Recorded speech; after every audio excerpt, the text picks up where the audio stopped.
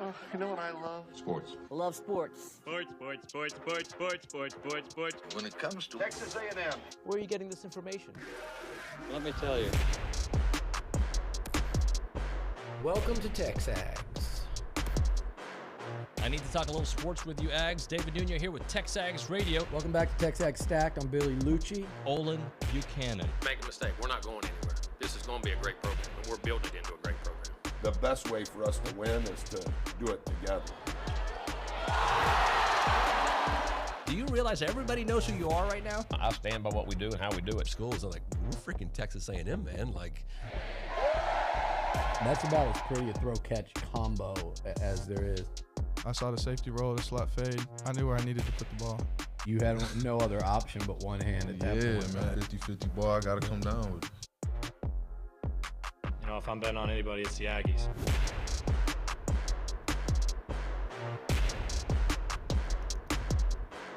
Well, it's our first chance with OB, at least, to kind of react together to the unfortunate news of Connor Wigman done for the year and the opportunity it is for Max Johnson to lead the way. Welcome into TexAgs Radio, presented by David Gardner's Jewelers, Rollo Insurance Studio. It is the Go Hour, presented by The Warehouse at CC Creations. I'm David Nuño, and he is OB. OB, rockstar hair today. Is that rockstar hair? I mean, there's no product. None. It's little Beatles-esque / Bill Murray. Okay. But it looks good. Well, I'm afraid I look like a John Parker Wilson, the Alabama quarterback from 2007. Yeah. But the reason there's no product in there is because I'm going to go get it cut today.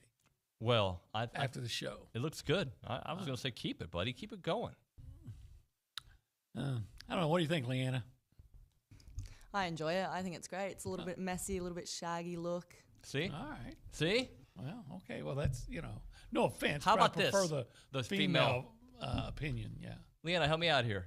He should do the mullet, don't you think? I think you should get the mullet. Yeah. Get a hole down the back, just shave the head, happening. tie it in, or even tie it in a little ponytail, like a little rat's tail kind of thing. Well, I've done that before, but never the mullet. The mullet's a good look. It's Australian look for sure. It's the new look. Yeah. It's the old look, but it's now the new look. Yeah, I remember when it was popular. That's how old I am. It's still popular now. It's coming back in. I've never had one, but I was close. I think, seriously, like this is a look for you. Let's talk about this before we get to Connor. East Texas. You think I don't know all about the mullet. Let's do the mullet, a goatee, and some tats. Bam! And wear the wife beater shirt. He's trying to get me to look like Joe Dirt. No, I'm trying to get you to look like gangsta. Anyway, we move on from that. Gangsta Olin. Gangsta with an A. Gangsta Olin. Gangsta. Stuh. OB, very unfortunate news. I don't want to say we were caught off guard because anytime, how many quarterbacks now over the last, since 2008, how many guys have gone down? It's been a revolving 8, something door. like that? Yeah, I had a comment about it yesterday. It's just crazy how many times A&M has been affected by losing its starting quarterback, if not for the season, at least for a significant amount of times. Or even sometimes when it was just a little bit of time, that little bit of time was disastrous. Yep. But I think with Max, we used to say, right, that you can win with Max, you can win because of Connor. Well, maybe it's time maybe Connor's going to prove you can win Max is going to prove you can win because of him. And quite frankly, we wish this had not happened, of course, but sometimes a team needs something to happen that galvanizes it. That we keep talking about how A&M doesn't play up to its level of its talent, right? That they keep making mistakes and things like this. And I wonder if this could be a jolt that makes everybody realizes that they got to raise their level of performance and galvanize. Well, I hope last season was the jolt and the Miami game was the jolt. I hope, but I know what you mean by it. I just want to protect him. Can we protect him? Because I still believe most, if not all, the goals you had before the season started are still in front of you. Oh, absolutely. And are still attainable Every with Max at the quarterback spot. Yes. I was talking to a friend of mine who I think is a very objective. He doesn't live here. He lives in Florida. Very objective college football observer.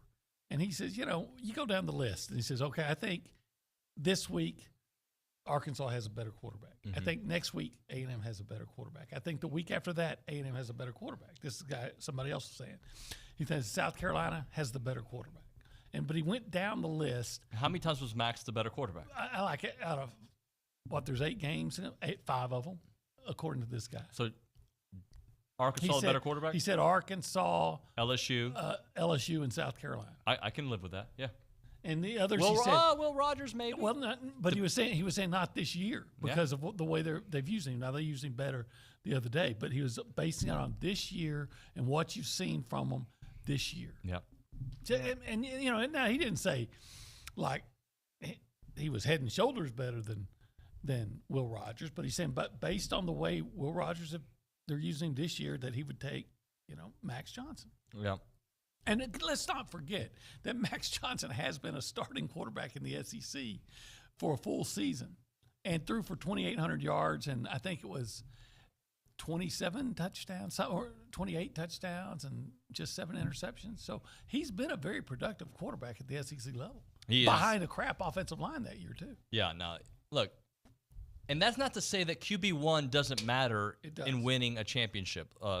Even here at Texas A&M, like, I still think Connor Wigman was your best chance to reach all those goals. That all being said, all those goals are still there, and I think you will win a lot of games because of Max Johnson. The defense is why you beat Auburn probably, but the reason you felt more comfortable in that win was the way Max handled that second half, especially those first 2 drives. Well, yeah, once they got those 2 touchdown passes, you're thinking, okay, you're cruising. And then we know what happened from there. But Max is a good quarterback. I just feel like Connor. Who might play on Sundays. Maybe. I just feel like Connor's kind of special. But Max is very capable. And we've seen it now. You know what Max does? Or I should say doesn't do that makes you – he doesn't turn the ball over. Yeah. He doesn't in his make career. He does 7 interceptions in his entire career. He doesn't make a lot of mistakes, and that's the first thing you got to do, as we've seen over the last 10 years for an A&M quarterback, is just don't beat the team. Just don't be the problem. Yeah, but he can do more than that. I'll say this: that we said it yesterday. That touchdown pass to Evan Stewart was just a thing of beauty. It was just beautiful.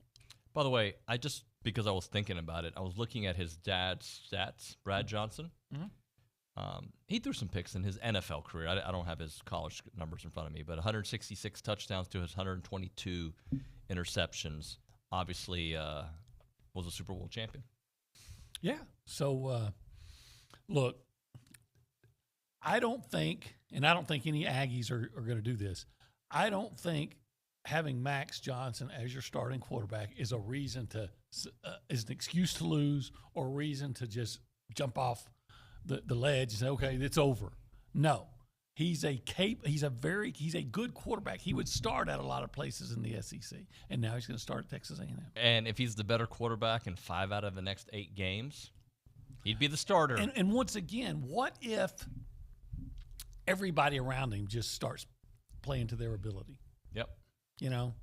Well, I'm going to read this because our buddy, Connor O'Gara, wrote a column last night that says, what does Connor Wigman's injury mean? Max Johnson just became the most important player in the SEC West race.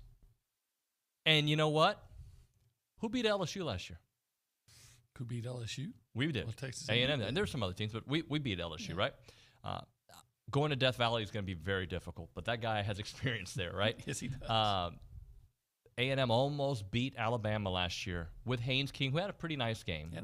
They seemed to scheme up in that game big time. Evan Stewart was amazing in that game. He was. And you know what? He'll even be more amazing as this year goes on with more options around him, by the way. Uh-huh. So can Max Johnson, if there's teams like, A&M lost their starting quarterback, it's over. No, sir. There's not a lot of teams in America that can still have the exact same aspirations if they lose their starting quarterback. I don't know, but I think if Quinn Ewers went down for Texas, they wouldn't have the same kind of season. I don't know. I don't know how good they're. I mean, I know they got Manning, and then there's another kid. But they're unknown, and Max is known. Right. Max is a known starting SEC quarterback. Mm-hmm. So, but it's very interesting to see how I feel nationally, and I would listen to a lot yesterday. Nationally, I didn't listen to Feinbaum's. I don't know where he's at, and I'm sure somebody will text the show in a moment. But nationally, people are like, A&M's going to be fine if they can protect Max. And again, it comes down to, can they protect Max? Because we're only entering the second SEC game and already lost our starting quarterback for the year. Yeah, I do wonder what changes will be made in the way Petrino and Fisher call games. Yeah. Because now you don't have, the kid from Fresno and the kid from Nashville, they may be really good, but you don't want to have to find out. Yeah, you're right. So do you feel like you have to do whatever you can to keep Max? You go into max protection. So I want to read a couple things first, and I know Leanna will get to you here in a moment, but Ray from the Panhandle says, Olin looks like Uncle Rico. You do. I've never seen that movie. But you know who Uncle Rico is. I don't know what he looks like, but I've heard that reference a million times. Dalton, if you get a moment and you can pull it up at some point, I'd love to show Olin what Uncle Rico looks like. Leanna likes it. That's all I need. So now you're going to keep it? No, but... What does Irma think? Has she seen it this way? No, she was still asleep this morning when I left. Well, I'm sure you've got out of the shower, hair. Well, now maybe use a different example. You've woken up in the middle of the night with your hair looking like this? Not like usually when I wake up in the middle of the night, it's going all over which way, like Bill Murray and Kingpin. And here's another one that caught my attention: the inconvenient pothole. There are two kinds of people in life. The first that starts their day with Gatorade Prime. No, this is just Prime, not Gatorade. And the second cracks open a cold Coke. OB, which one are you? I needed some caffeine this morning. Hey, we both had productive mornings. You woke up at 4. You did some work. I did my SEC roundup. Wrote about A&M in Arkansas, so we'll be looking for that later today. Yeah. And so that's out of the way. Because we're going to be traveling today, so I wanted to get it out of the way. Yeah, I might have gone to this place, Brazos Valley MMA, this morning. You're a workout fiend. You are a guy that is just waiting for someone to piss you off so you can beat them. No, yes, you are. The reality is, most people could probably take me. No. Yeah, most people. Not in this room, but most people. Most people aren't in shape. Yeah, but in shape doesn't mean you can fight. Well, yeah, it does, because if you're out of shape, if the fight goes longer than 1 minute, I win that one for sure. Yeah, no doubt. No, but no, you never know. A modeling contest may pop up, a beach body. You never know what's going to happen in life, Ob. You got to stay ready. Yeah. Okay. I'm just saying. Modeling contest. You never know. Just saying. All right. Abs of steel. Let's go. Let's go the behind the before glass. Or the after. Huh? You're going to be the before or the after. I'm going to be both. Let's say hi to Dalton Hughes this morning. Dalton, am I allowed to talk to you this morning? Good morning, buddy. Sure, yeah. What's up, guys? Hey, did you tell me not to talk to you? I'm sorry. No, yeah, I'm good. Okay. I'm good. I didn't have the mic in my vicinity. Had to go grab it. All good. By any chance, were you able to find a picture of our good friend Uncle Rico? I have not yet. Maybe a first break thing. First break thing. I do want to show Olin, so he gets a little feel for that. What's going on in your world, buddy? Oh, I'm gonna be weird non-football. It's a Ryder Cup day, so that's what I'm excited for. Yeah, go USA. Ride or die, USA. We're going to your neck of the woods here after the show. Who's the captain this year? Believe it's Zach Johnson. Don't even know him. ZJ? Don't even know him because I stopped following. I don't really follow golf, but don't know him. No. Name a golfer that you know? Justin Thomas. Okay. On the team. He's on the team? Controversially on the team, yes. Okay. He was a captain's pick. Hadn't played well enough all year, but I see. But the golfers I know are like Seve Ballesteros. Yeah, like years ago. Greg Norman. Curtis Strange. That was my guy. Hal Irwin. Lee Trevino. I see Olin being a big Lee Trevino fan. Oh, I bet you guys would party together. The Super Mex. Yeah. Lee Trevino. Heck yeah. Fuzzy Zeller. Ben Crenshaw. Gentle Ben Crenshaw. Yeah. Miller Barber. Who's the big from Sherman, Texas? The big guy. Craig Stadler. Loved him. Roy McIlroy. Wait, that's the golfer from the movie. Yeah. Rory. Is it Roy McIlroy? I think it's Roy. Do you remember, Dalton? You don't know. Roy was the movie. Yeah. Rory is the real person. Golfer. Who I've actually interviewed before. Guy's really in shape. Like, like jacked up for a golfer. He could take you. Oh, no doubt. No doubt. And what? Anything. No. Yeah. No. Promise. In a race? No chance. He's a real athlete. He's an Irishman. Yeah, no, he'd probably take me, right? Let's go to the Angry Elephant News and Social Center. Leanna Davidson already graced us with her presence earlier today. I know we've got some volleyball, like big volleyball news to get into, Leanna. No, we do. So volleyball claimed its best win in over 24 years last night, beating number 4 ranked Florida in a 5-set match. It caused a massive upset. Sophomore number 9 Logan led the kills, recording 22 total kills, which is massive. And they'll take on Missouri this Sunday at 3 p.m. So be sure to pack Reed for another awesome SEC match. I have to say this, Leanna. It's not the accent. I think it's the Australian words you all use, in that, like, I wouldn't use the word massive for that. And I liked it. Pretty massive. It was, but it's true. Massive, yeah. It's like, it's just not a go-to word for me in that situation. I like the word massive there. Yeah, well, Sorry. I'm glad you like my Australian slang. We also, yesterday afternoon, men's golf beat SEC team Tennessee, who were also ranked number 12. So we're on a massive run right there. Massive, again. And in terms of upcoming sports around Aggie land, the women's soccer will host its annual Turn It Gold match tomorrow at 7 p.m, where they'll take on Ole Miss. The Turn It Gold event is a fundraising event to support children with cancer. They will be selling replica gold jerseys for $15, as well as new scarves for $10. If you cannot make the game, you can also donate online at the Turn It Gold Network for Good. The link can be found on the 12th Man Athletics website.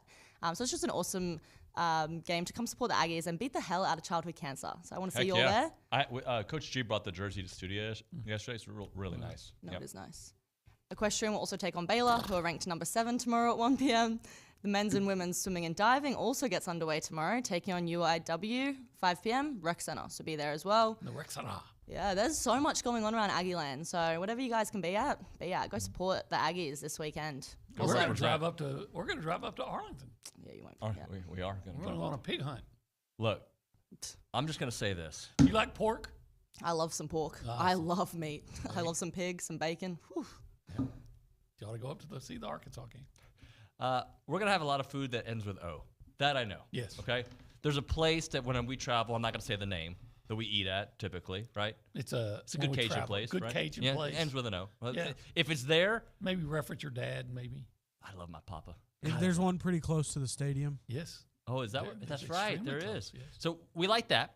We also like to eat barbecue on our way. I love barbecue. Should we go to Fargo's? We should. We should always go to Fargo's, but especially today, because before we head out to go on this hog hunt, let's start it off by getting a taste of it, a taste of that meat that you're gonna skewer and kill, and get a big pork chop. God, you'd be and a then good go actor. chop up that pork. I could see you as like an actor, like for real. I'm acting, but I'm not acting when I'm talking about the Fargo's pork chop, because it's that good. It's not. You Give don't me have what to you want act. for a It's- pork it's- chop, It's please. real. And you know what? You know what they'll do with that pork chop? What will they do? They'll pair it with some macaroni and cheese. Macaroni and cheese is like my thing. That's like what I do. But you can get all kinds of things there. You don't have. That's just the special today. You can get like beef ribs. You can get the brisket. The beef ribs are great. The brisket's great. You can get sausage. You can get all the things that you love in a barbecue place. 11:30 a.m. 11:30. Let's meet there. I'll have my buddy Philip meet us there. Let's have a show meeting. We'll talk about only about business. of Only course, business. Right? We'll chit chat. We'll eat meat. Because we have to eat it to be able to recommend it. Well, one thing I want to make sure you do is you don't cross that medium on Texas Avenue. That is let me tell you something. Yep. Fargo's is so good. It is worth going down the road and having to do these cockamamie U-turns because somebody in state government thought it was a great idea to make all these ridiculous medians that were just a waste of money and time. And I would think all those U-turns are even more dangerous than having a turn lane to take a left. But at Fargo's, I will actually go over there and I will risk the U-turn because it's that good. Yeah, you'll make that U. I'll make that U. And then you'll come back again, or it'll be like a whole circle of truth. It's the circle of life. To Fargo's. This is Fargo's is life. Real emotional now. It's Fargo's, 1701 South Texas Avenue in Bryan. Without a doubt, the what? It's the best barbecue in Texas, which, i.e., makes it the best barbecue in the world. They're trademarked because it's absolutely true. It's Fargo's. Bye.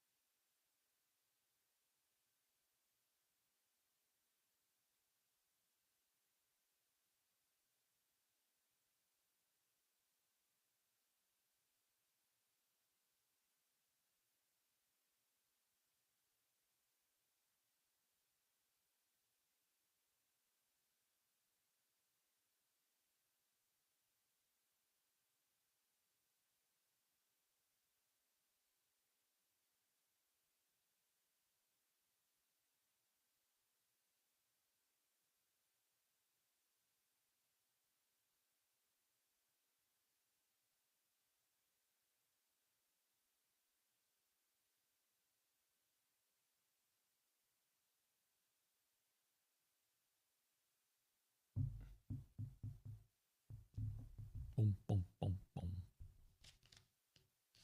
TexAgs Radio, presented by David Gardner's Jewelers Rollo Insurance Studio. We are the Go Hour presented by the Warehouse at CC Creations. We go back to the Angry Elephant News and Social Center. By the way, Aggies gather at the Angry Elephant. And Leanna, can you read the text from Matt in San Antonio? Yes, Matt in San Antonio said, how about Aggie volleyball last night? I give a lot of credit to Ross for some of the hires like Jamie Morrison, Joni Taylor, Trish Ford, Jared Chadwell, who are highly respected but not splash names and have turned out to be excellent so far in the early returns. Schloss. Yeah, and Jamie Morrison looks like the truth. He is the truth. I was reading Kennedy Cavan's game account, and she was pointing out that he actually predicted a big win like that was coming. Yeah, he did. I think on this show he talked about it. Like, it's coming. He didn't say when. He said, it's coming. A big win like that is coming. Great guy. Has turned that program around, and there's a lot of momentum there. And I think people are starting to pay attention and head out to read, and you have an opportunity this weekend to do that. A lot of text messages about Uncle Rico. Get a haircut, OB, from Ross in East Texas. It's going to happen. Chase in Houston. Olin has the Bama swoosh going. I really do. I hate that. Bama fraternity Maybe I boy. should keep it until next week, right? Bob in Kentucky, a good Aggie, says, OB looks like Paul McCartney's uncle. Is that Uncle Rico? Uncle Rico. Guilty. Holy smokes. I knew it looked like guilty. You. That is you. If you put them both together, I could use it as a fake ID. Oh, my. We've got to do. Holy smokes. Go to the YouTube page and take a look at this. Rewind it if you need to. That is you. That is guilty. What can I say? He's a good-looking fellow, okay. Uncle Rico. So, Katie upstairs, we need to do some social media like Uncle Rico bits with you. That would be great. The movie, so you need to watch the movie. Does he have any great lines or any scenes? The whole movie's great lines, yes. From Uncle Rico? You have, I think it's on Netflix or something. We got it this while you're in Dallas. You have plenty of time. Let's go. All right? Plenty of time while working. Napoleon Dynamite, right? Napoleon Dynamite. Yeah, I never saw it. Oh, classic movie. I've heard good things, but I never saw it. Yeah, Billy's probably surprised I've watched it. He's like, you never watch anything. Uncle Rico, okay. Yeah. All right, let's. I've been called worse. Have you been called worse? This week. On the boards? Or yes, live? on the boards. Hey, I didn't warn you, so hopefully you can load it up. It's time for the Heisman Watch. The Heisman Watch is brought to you by the Shirtlift Law Firm. Shirtlift Law Firm, delivering justice for those who need it most. All right, Olin Buchanan. Last week we had some interesting names on the Heisman list. This week, what do we have to start things off on your Heisman list? Did I drag enough time? Yeah, you did. Okay, let's start this off with, I had to make some changes. Oh. Of course, because I always say it's fluid. It's going to change every week. Number 5, I had to drop down Shedeur Sanders. His Heisman campaign took a big hit with that 42-6 blowout loss to Oregon. He passed for only 159 yards and a touchdown, but he's still second in the nation in passing. He's thrown for 1,410 yards, 11 touchdowns, and he's rushed 4 touchdowns. So he's falling, but you can't drop him completely out based on one performance. Your next one, I think, as long as they keep winning, will finish in those top 2 or 3. Another guy had to drop down, though. Jordan Travis, Florida State quarterback. Stats aren't gaudy, but he has led Florida State to victories over LSU and now Clemson. Those are signature wins. His stat padding games are coming up. Last week, 289 yards passing and 2 touchdowns. He's thrown for 1,028 yards, 10 touchdowns, and just one interception. Oh, been solid. Okay, now number 3, maybe some Aggies aren't going to like this, but I got to. He's having a year, man. Got to give credit where credit is due. I'm going with Jaden Daniels. He's that LSU quarterback. He's exceeded 300 yards passing in 3 of their 4 games. He has been, and what was the stat I saw? He's on pace to be the second best season ever at LSU behind Joe Burrow. Behind Joe Burrow. He threw for 320 yards and 4 touchdowns in that 34-31 victory over Arkansas. Overall, he's completed 72.6% of his passes for 1,296 yards, 12 touchdowns. He's also rushed for 193 yards and 2 scores. He's the heck of a dual threat. Yeah, he is. And he's off to a heck of a start. Yeah, he's having a great start. My question is, and this is not directed at Jaden Daniels, but he did get beat up a lot last year, and if he continues to run, and KJ as well, there's going to be another quarterback that's going to miss some time. Is it going to be one of these mobile guys? I don't look at Connor as necessarily mobile guy, but he is mobile, right? But I don't think of him as he's not dual threat, but he is a dual threat, right? But he doesn't rely on his running ability as much as Jaden Daniels does at times. Number 2, I have Caleb Williams, the USC quarterback, and last year, of course, Heisman Trophy recipient. Completed 20 of 31 passes for 322 yards and 3 touchdowns in last week. I'm trying to remember who they played. I can't remember. But anyway, that's what he did. That raised his season total to 1,200 passing yards, right on the nose, 15 touchdowns, thrown just 1 interception. And he's got Colorado this week, which looks like it could be a stat padding game. I think Shiloh Sanders is TBD. He's hurt. He's day to day as we all are. But I know Deanna was talking about the big bro. I would think Caleb Williams will be looking to go deep if Shiloh's not there, or if he is there. Okay. Joke. Yeah, go deep at Shiloh. All right. And number 1 on my list, tell me if you agree or disagree. It's the Michael Penix, the Washington quarterback. Can I interrupt? Yes, do so. I agree, but I haven't watched Michael Penix other than highlights. I don't watch them. I don't. But dude was amazing last year. They're having a great start, and he is living up to everything we talked about. So, yes, now. Yeah, there's a lot of Penix envy out there this year. He's leading the nation in passing. He's thrown for, let me find this, he's completed 74.6% of his passes, 1,636 yards, 16 touchdowns last week for 304 yards and 4 touchdowns against Cal. Wow. Penix. Cal. Yeah, well, a lot of, that Auburn offense struggled against Cal. Look how Michael Penix lit them up. Yeah. Yeah. I like the way you operate, OB. Let's talk about the Charge apparel now. Actually, spoke to my guys, Tucker and Travis, yesterday. They came by the studio. We chit-chatted. They gave me a maroon polo. All right? Man. Buddy, I am wearing that tomorrow. You're the man. You were talking about being a model earlier. Well, I mean, you never know when a modeling competition in AM radio will pop up. My chances of winning in the Brazos Valley on the dude side, would be okay. I would have a chance. Okay. All right. It's not a shot at anybody. I'm just saying I would have a chance in AM radio in College Station only. Brian, too. I think I'd do okay in Brian. But that being said, I like your chances in North Gulch. I don't know. That one guy, Guido, he's pretty good. There's not a Guido. There may be a Bubba. Yeah, there's definitely a Bubba. So anyway, Guido. The Charge apparel, veteran-owned and operated. You know those dudes. They make great shirts. And when I wear the maroon polo tomorrow, I'll brag about it because I'm not the only one. Colin Glaspie is bragging about it, and he's big friends and fan of what they do there at the Charge apparel. As I've mentioned many, many times, the fabric is incredible, lightweight, slightly tailored fit through the chest and the arms, designed to make you look and feel your absolute best. And they want to find out what's your charge out there, right? What Bryce Anderson has a charge. He has a football camp that he did in conjunction with our friends there at the Charge apparel. Henry Coleman's got a charge, obviously what he does on the basketball court. OB, he's got a charge of trying to be an actor, and he's on his way, Uncle Rico himself. My charge is, I don't know, trying to beat people up, whatever it may be. Like, we all have a charge, so they want to find out about your charge out there. But check out the website, thechargeapparel.com, or find them on Instagram, The Charge Apparel, or on Twitter/X, called The Charge Brand.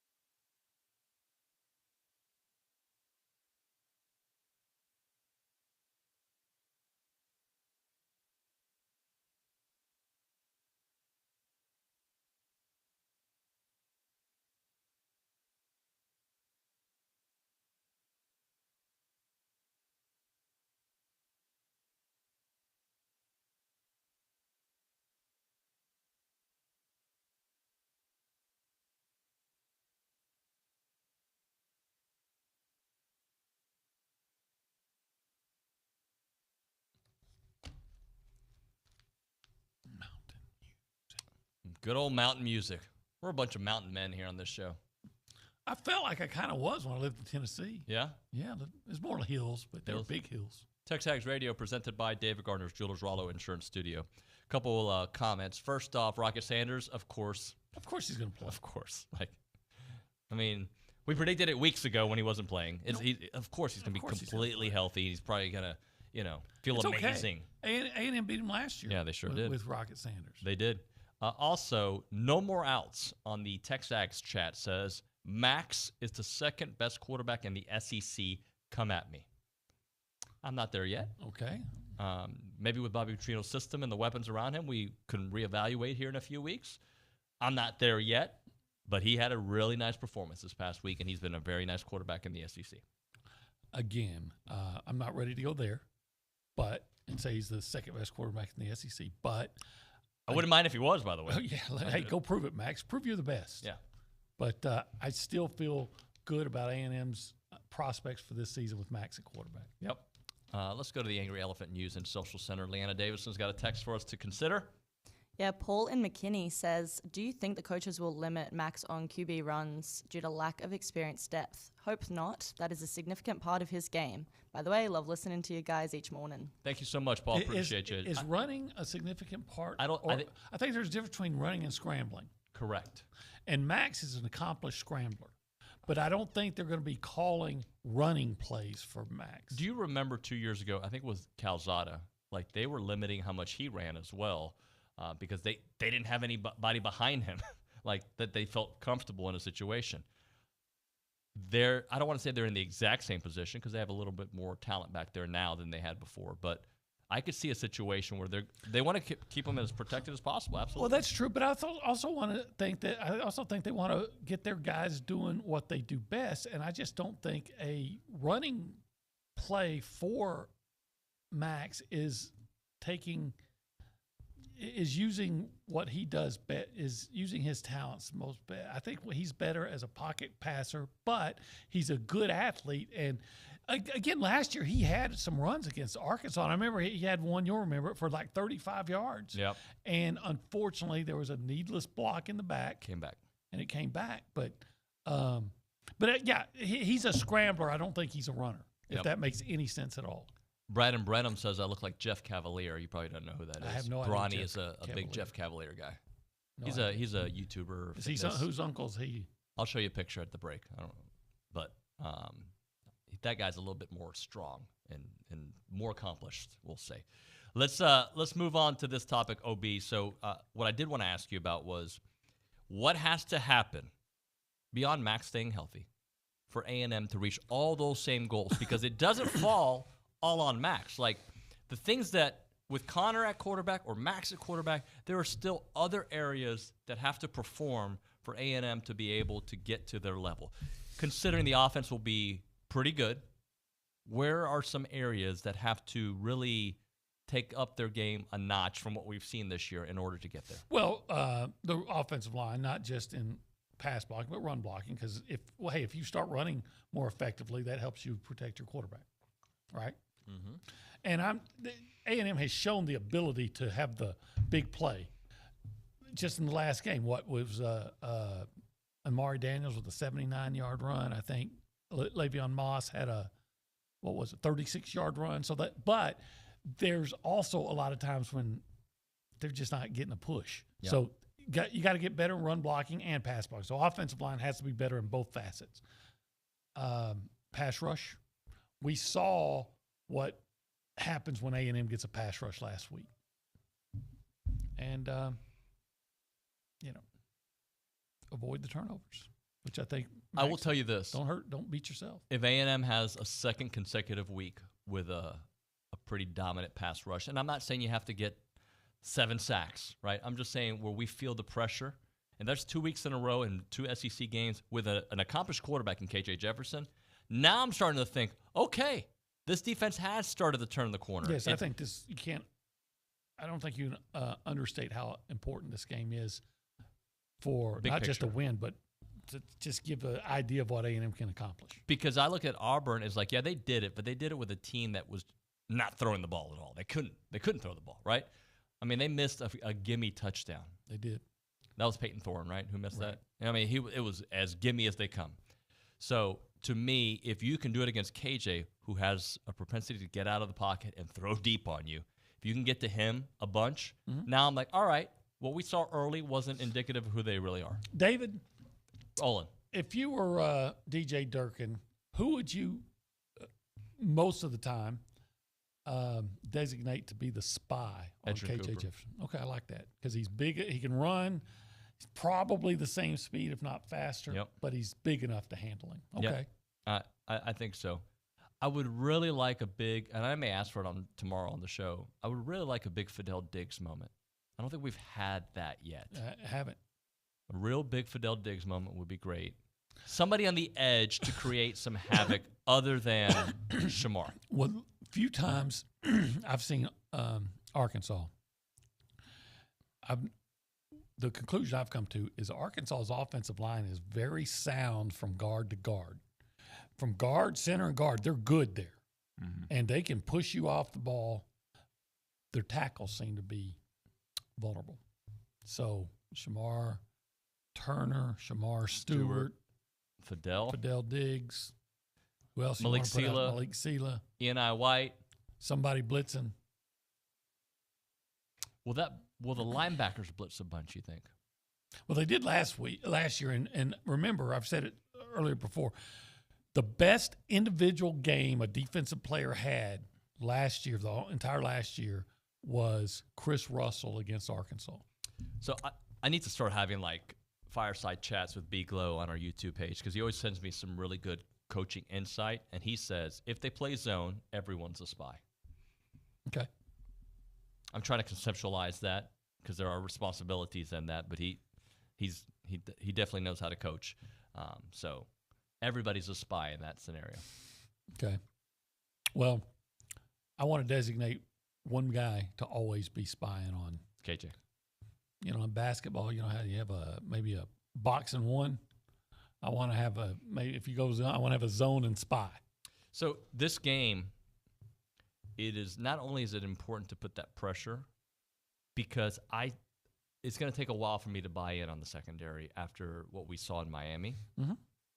But if they do that, and you give those not accomplished 5-star, 4-star guys on the back end, give them a chance to cover. Again, it may be as simple as just tackling. Just tackle, guys. Like, you can replay that Miami game 100 times. If you just make the simple tackles, you win that game. Oh, there's so many ways A&M could have won that game. But, yes, that is one of that is at the top of the list. They got to cover better, too. They do. But, again, some of those huge plays don't happen. Like, if you have a bust like you had last week when Peyton Thorne missed the guy by 10 yards, KJ Jefferson, that's going to be a touchdown. KJ Jefferson, I think, in the last 2 games has thrown 4 touchdown passes on Arkansas. Yeah. I mean, on Texas A&M of like between 32 and 85 yards. Yeah. He has shown a propensity to burn that. That's a good word, isn't it? Propensity, I like it. Yeah. Can you spell it? Propensity. I think so. Yeah. Sound it out like we did in school. But anyway, he's shown that ability, and I'm sure he's looking at some of the issues that A&M had with coverage and thinks that he has a chance to make some more big plays. A couple of text messages I want to read. First, Spencer in Denver. Max Johnson has preparing for this moment, opportunity all his life. We are good. And then a 337 area code says, I've listened to TA radio for the past 3 years, but all on recorded podcasts. This morning's the first time I've ever watched the show, and OB has way more hair than I ever imagined. To be honest, at first I thought it was a toupee. Zach in Dallas. It's real and it's spectacular. Yeah, 337. Where's that? He moved to. Oh, it's from Louisiana. Oh, okay. But he lives in Dallas. All right, from Louisiana. All right. Yeah. Thank you. You know, I'm almost 62, and I've got all this flow. I can't complain, right? You know what? Instead of going to get a haircut after the show, yeah, I think you should get the Flowbee. What's the Flowbee? You don't know the Flowbee? No. Oh my gosh, it's amazing. It's like a hair dryer that cuts your hair. Like you just do it and you set it on the setting and be great. Take care of it. It's like $15. The Flowbee. Yeah. Not an endorsement, by the way, but I highly recommend you do it. OB with the Floby. OB with the Floby. Let's hit a break here because Stephen McGee should be here in a moment. Brazos Running Company time, located in Century Square, locally owned, Aggie operated, specialty running store with an incredible selection of shoes out there. When you go to a Brazos Running Company, you're going to get the best brands from Brooks to On to Hoka, you name it. I'm wearing some Hokas right now. And actually, I'm not wearing some Hokas right now, but I'm wearing some good shoes. If you're a runner, a walker, or interested in fitness, the right shoe makes all the difference. And at Brazos Running Company, they are passionate about running and finding the right shoe for you. By the way, they have all the brands you can imagine, all the top brands out there, from Birkenstock to Viore, one of the hottest athletic brands in the entire country. And remember, it's never too early to check off that holiday shopping at Brazos Running Company. It is Brazos Running Company, located in Century Square below the Star Cinema Grill in College Station. Again, it's the Brazos Running Company. This is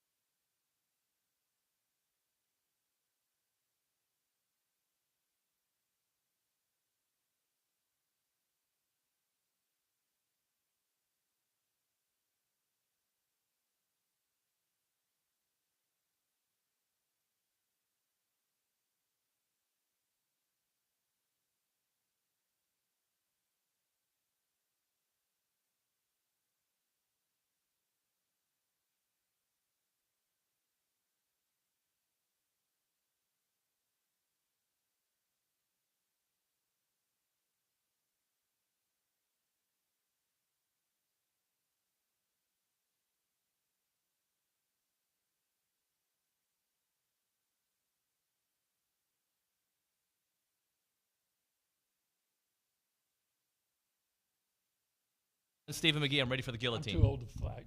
I just carry. What? OB, the mic's on. Oh, well. Yeah. Well, we all know That's all true. Steven's laughing at my Don't shirt. make OB mad. Because I'm setting the tone. I'm ready. BVMMA, my people over there. How are you doing, Steven? You got 200 pounds behind you. He's got 115 grains behind him. Yeah, that's true. It is TexAgs Radio, presented by David Gardner's Jewelers, Rollo Insurance Studio, RQB1, Paragon Financial. Stephen McGee with us. How you doing, buddy?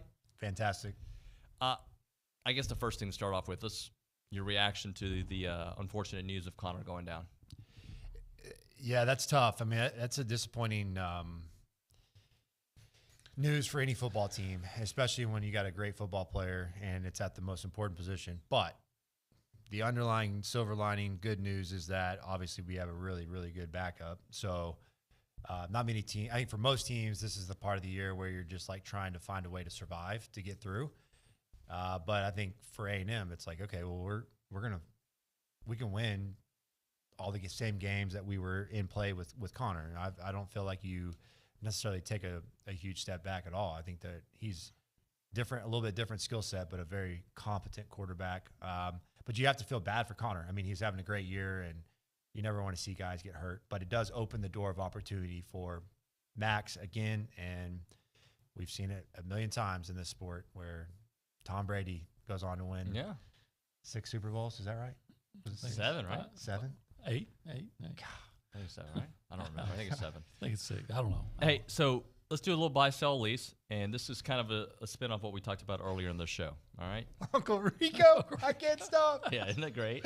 It's such a good look. I can't. Go get a haircut. Yeah.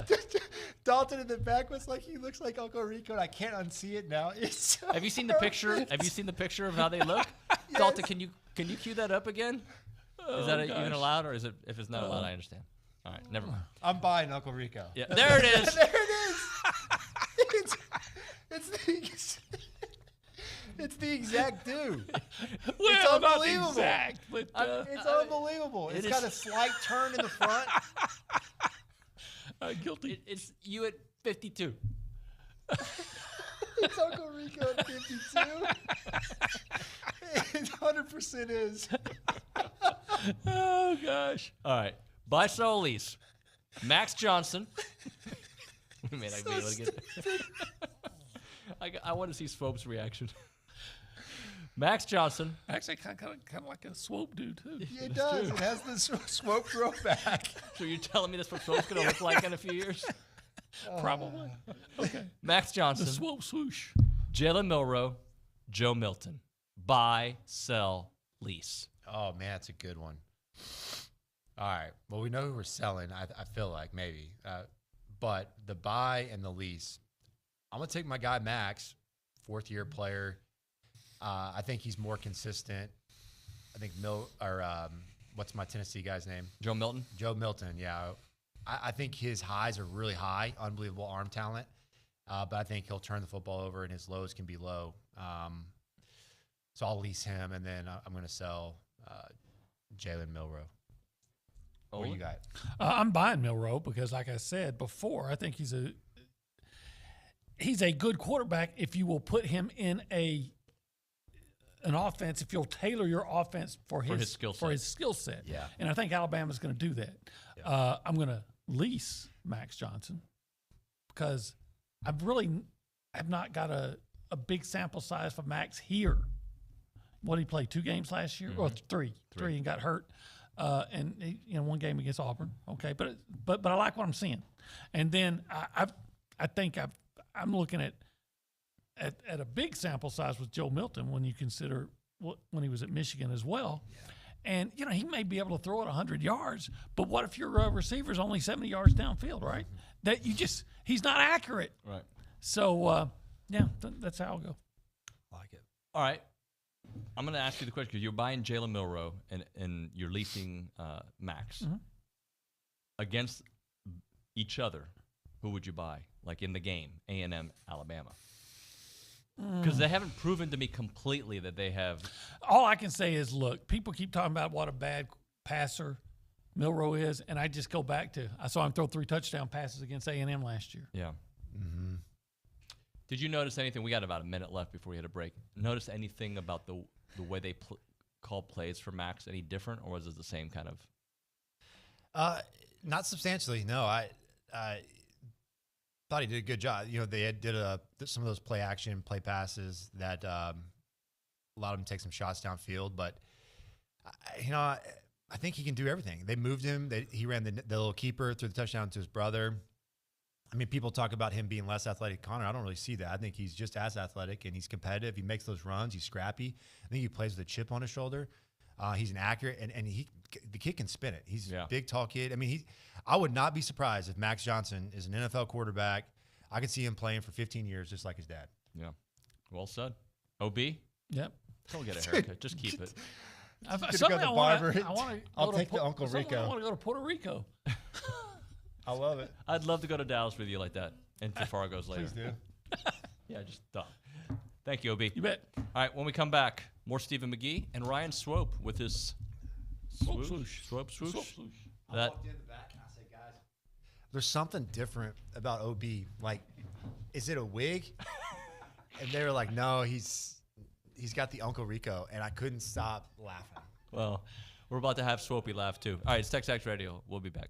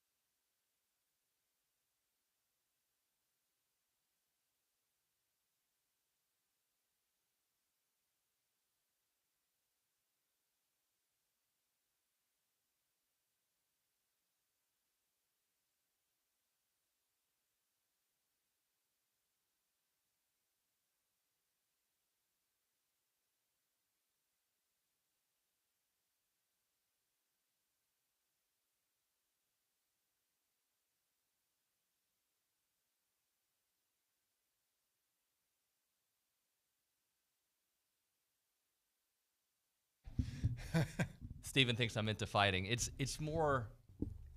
I just like to find new projects to do. You drink Prime, which is the drink sponsored by Jake Paul. Right, UFC sponsor as well. fighter. Yeah.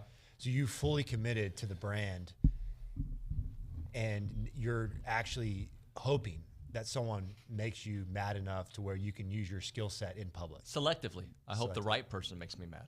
Mad Karen? No, I don't want to mess with a Karen. Male version. Yeah. Mad.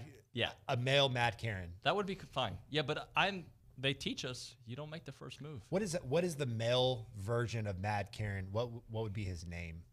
I have no idea what you're talking about. Hi, Ryan. Hey. Ryan Swope with us here on TexAgs Radio. You never heard of Mad Karens? No. You know, like the like mama goose in the store that's like yelling at somebody for not wearing their mask or whatever. You never heard that phrase, Mad Karen? No. Wow. No. Karen's a big. We're not big on social, right? No, not really. Your Am I out? I'm out. No, you're good. You're good. Okay. I mean, when you walked in the studio, the look you gave Olin was, if I could take a video of that and have it replayed, was amazing. Oh my gosh, Uncle Rico's brother, man. It's weird. It's uncanny. I think he shouldn't get a haircut. I think he should rock it. Yeah. I think it's Uncle Rico's uncle. Like, yeah, like just a little older. Oh my gosh. All right, buddy. Lost it, man. How you doing? Good. How are you guys? I gave Steven a chance to kind of react to the unfortunate news. I'll give you your few minutes here on Connor's injury. Yeah, you hate to see it.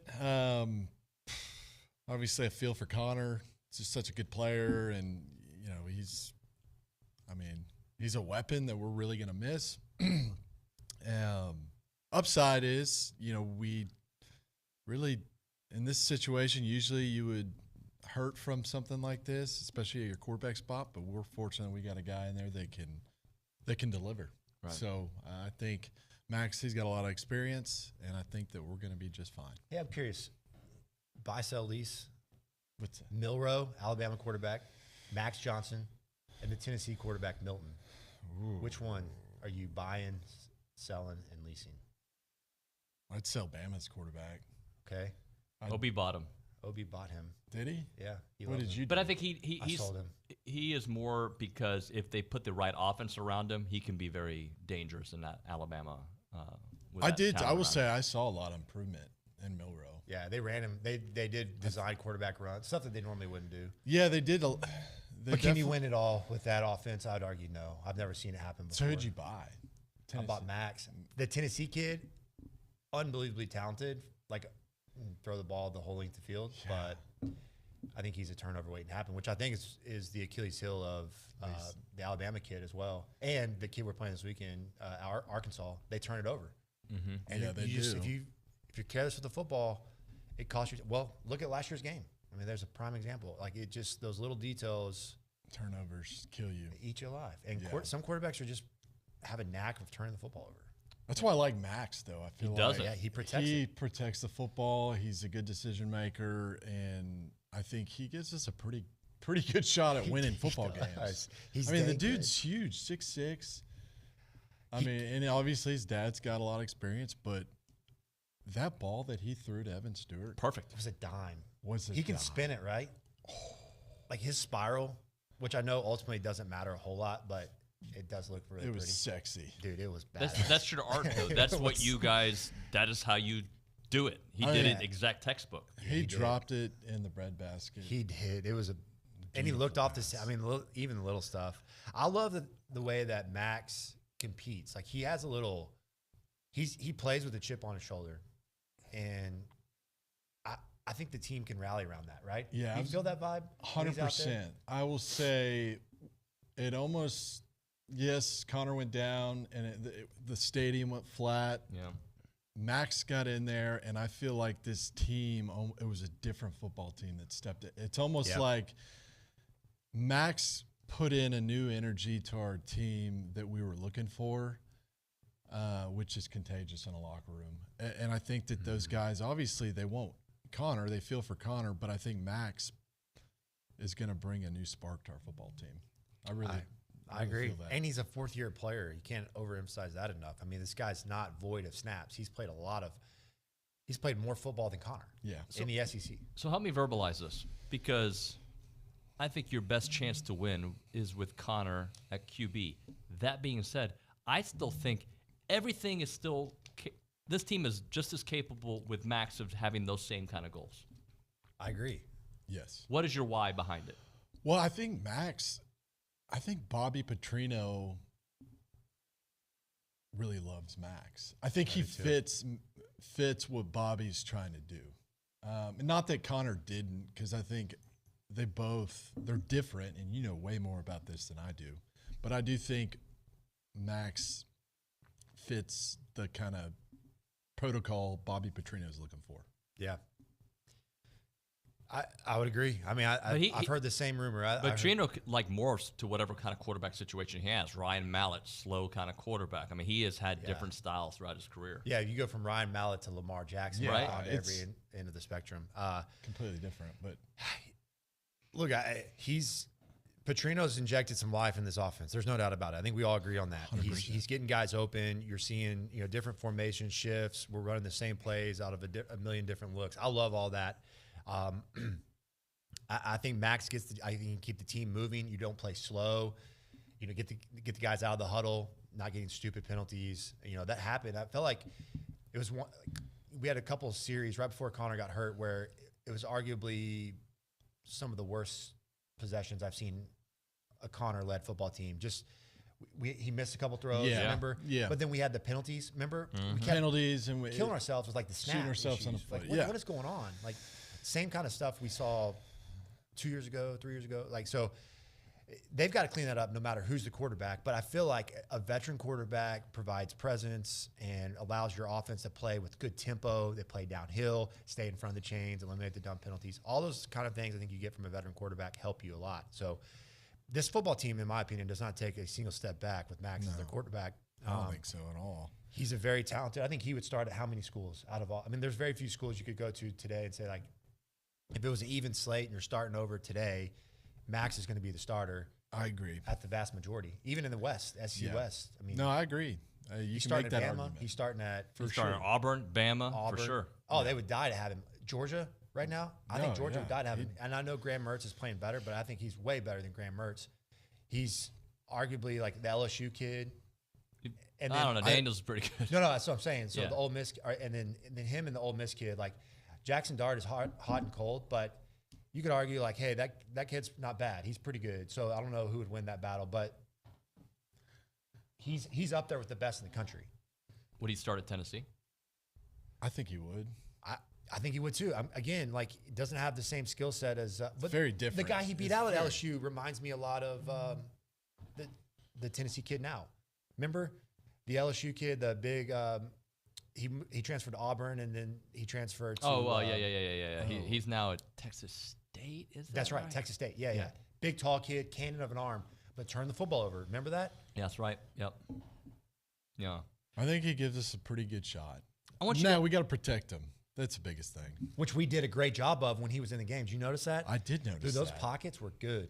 Very good. I want to ask you guys a stupid question that I know the answer to, but I want a football player's answer to it. Why do false starts happen, right?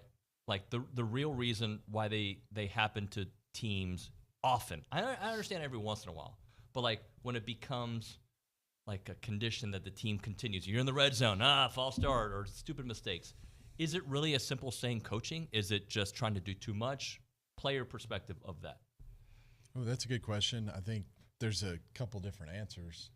One, I think it's an experience, a young football team that maybe a young O-line that hasn't been playing together for a handful of years and they don't have that chemistry.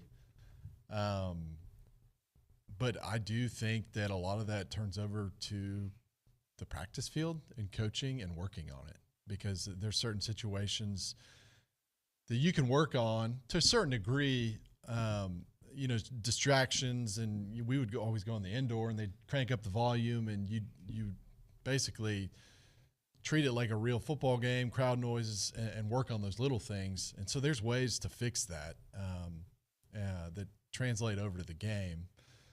But you got to work on it. I mean, what do you think? The offensive lineman would always blame me. Like, God, you sound like a dang mouse back there. Speak up. I can't hear you.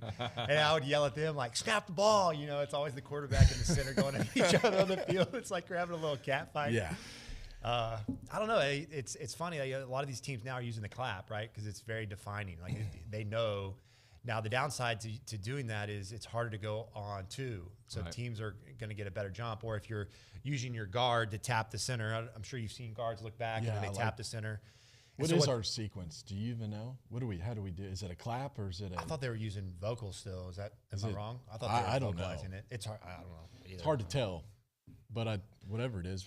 And that's where the vocal, like sometimes quarterbacks have a different rhythm in their cadence than, so it was always when we were in the hotel with the guys, like doing, install during training camp or whatever, they would have the starting quarterback vocalize how he was going to do like blue 80, blue 80, said hut. And they always snap the ball on, say, huh. Like before you finish hut, the ball's already coming up. It's not like set hut. It's more like on set and the ball's flying on hut. So then I would always freak out because it's like you're in front of all these NFL guys and you're like, I was so nervous and I was trying to be like Romo because they're going to yell at you. Oh, yeah. I got chewed out. You got chewed out a lot. Well, I just remember Miami game.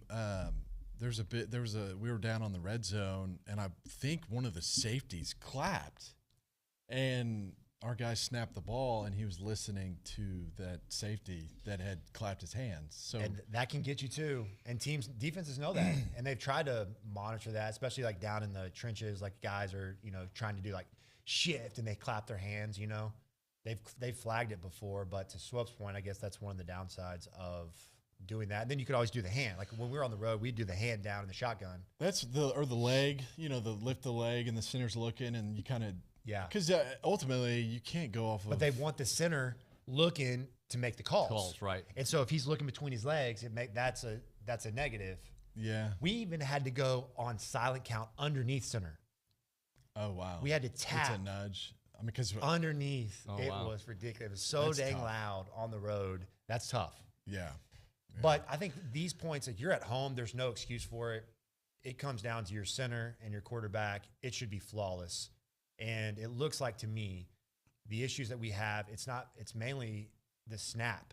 It's the center not snapping the football. Everyone else is going off the same cadence. It's not like the tackle's jumping. Right. I just look at the ball and it's receiver. Exactly. Just whenever it's snapped, we go. You go. Yeah. Why do you think there's been some offensive struggles against the real two teams that they've played in the first half? The Miami game, I mean, they scored those 10 early points, but that was field position-esque. Yeah. And then against Auburn, I mean, they had opportunities, yet they settled on 6, 2 field goals. Why have there? And then the second halves of both games have been completely different. I'll let you answer that. It's a great question. I don't know. I mean, I wish I had getting into rhythm early. It's important. We talk about that all the time, especially in college football with 18 to 22-year-old kids. Momentum is a funny thing. It's true in the NFL level, but I think even more so in college football, you see momentum take over. Yeah. And teams start to believe that they belong in a game when they shouldn't be in the game. So coming out of the gates, getting easy completions, getting that first down, I feel like is so important, not just for your entire offense, but for your quarterback.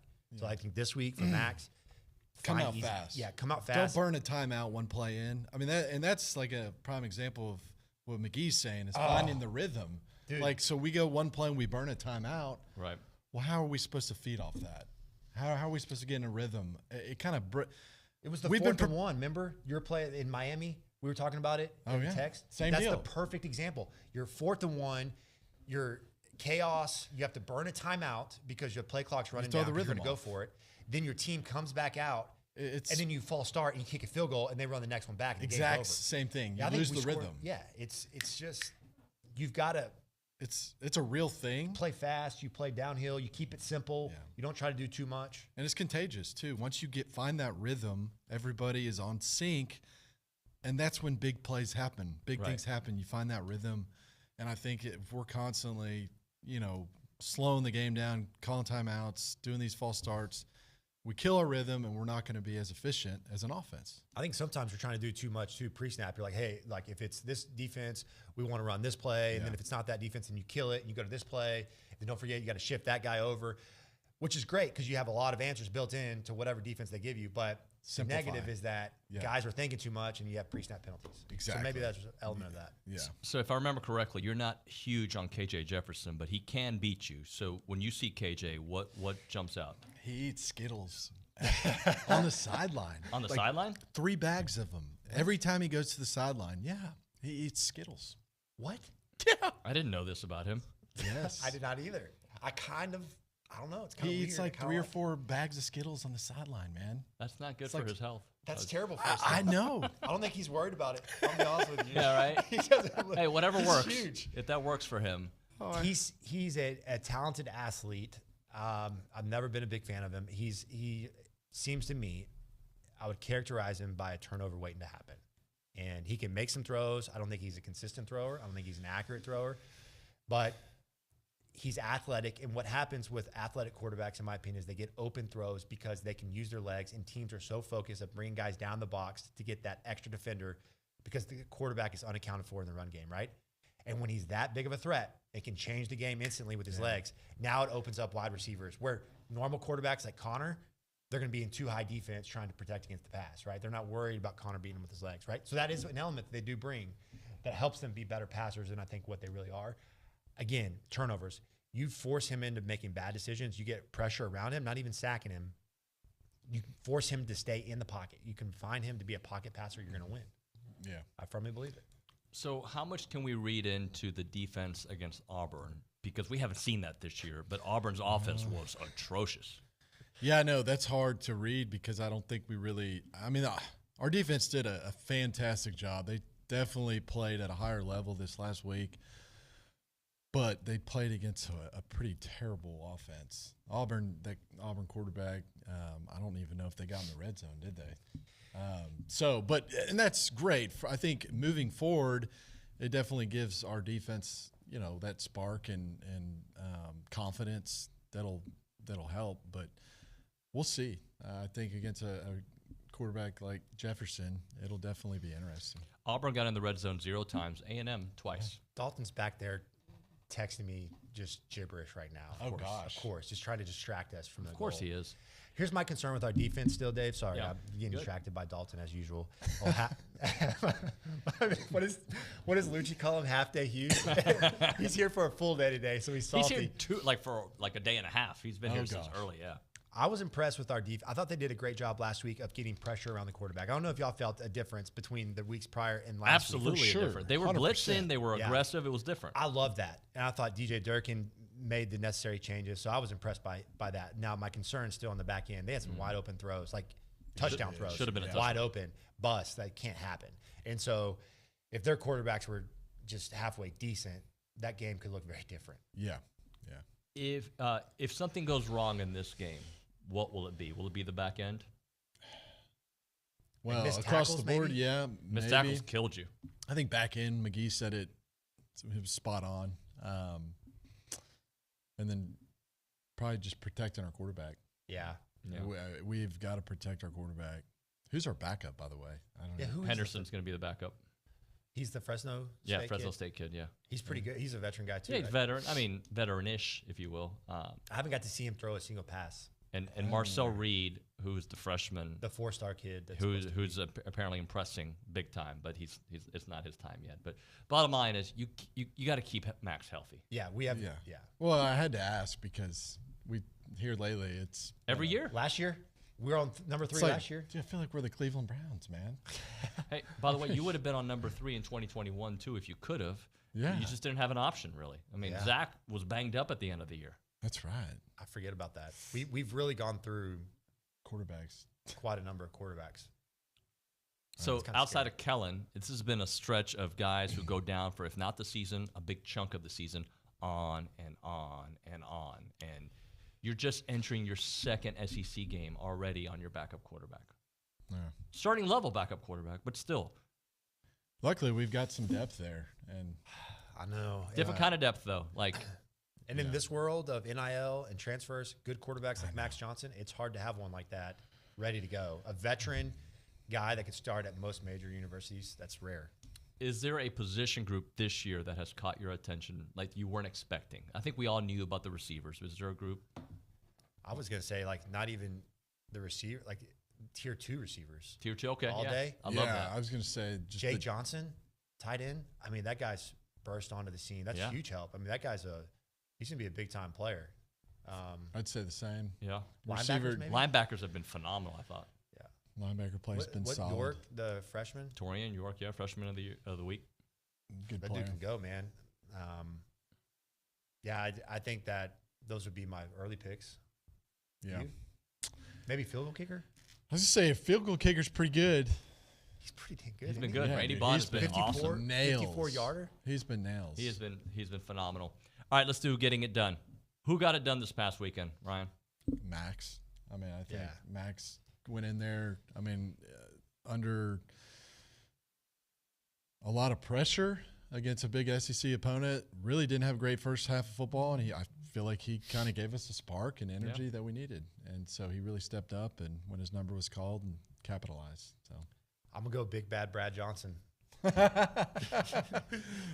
you haven't seen it, you need to. He got my MVP. Yeah. For the people. For the people. Unbelievable. Love it. Who didn't get it done? Notre Dame having 10 men on the field. Who else? Oh, gosh, twice in a row. Twice in a row. Yeah, I'd say Notre Dame. That was, you hate to see it. Did you have that? I picked them. By the way, I didn't get it done. I'm trying to think. I cannot pick wins. I can't either. Oh, the pick'em deal? And I'm not even going against the line. I cannot pick the right game. Yeah, Notre Dame. I didn't pick. State. Yeah, I picked Ohio State. Yeah. No, I didn't. I picked Clemson. That one hurt me. I picked Clemson over Florida State. I picked Florida State. I Did got you watch one that right. game? Who does Notre Dame play this week? Duke. Yeah. The Fighting Mike. Fighting Elko. Did you pick yeah. Duke? I did. I did too. Just out of respect for the man. I did too. I want Mr. Kit Kat and Mountain Dew to win. I ain't betting against Elko, man. I ain't either. I love him. Who's going to get it done this weekend? I think the Aggies get it done, take care of business. I think it'll be a tough. I think it'll be a close game. I'm thinking like 33-30. God, I don't want close. I'm done. I think we're Arkansas. We always play them close. That's I true. mean, it's just, especially it's in Dallas.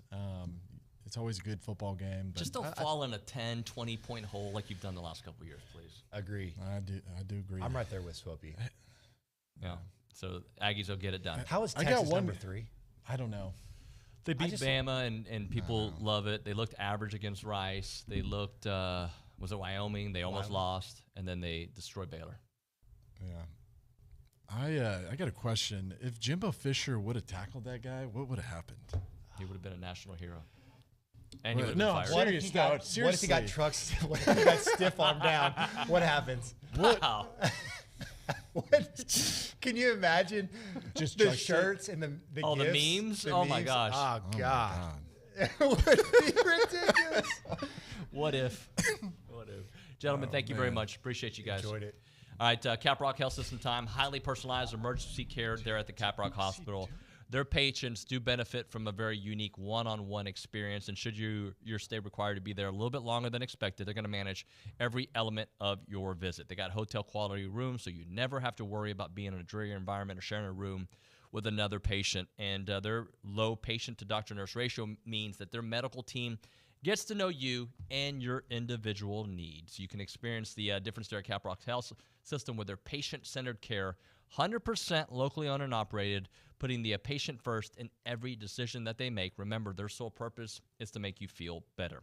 They got 2 convenient state-of-the-art facilities designed for patient healing and family friendliness. You got Caprock Hospital in Bryan and Caprock 24-hour emergency center in College Station. Again, that is Caprock Hospital in Bryan and Caprock 24-hour emergency center in College Station.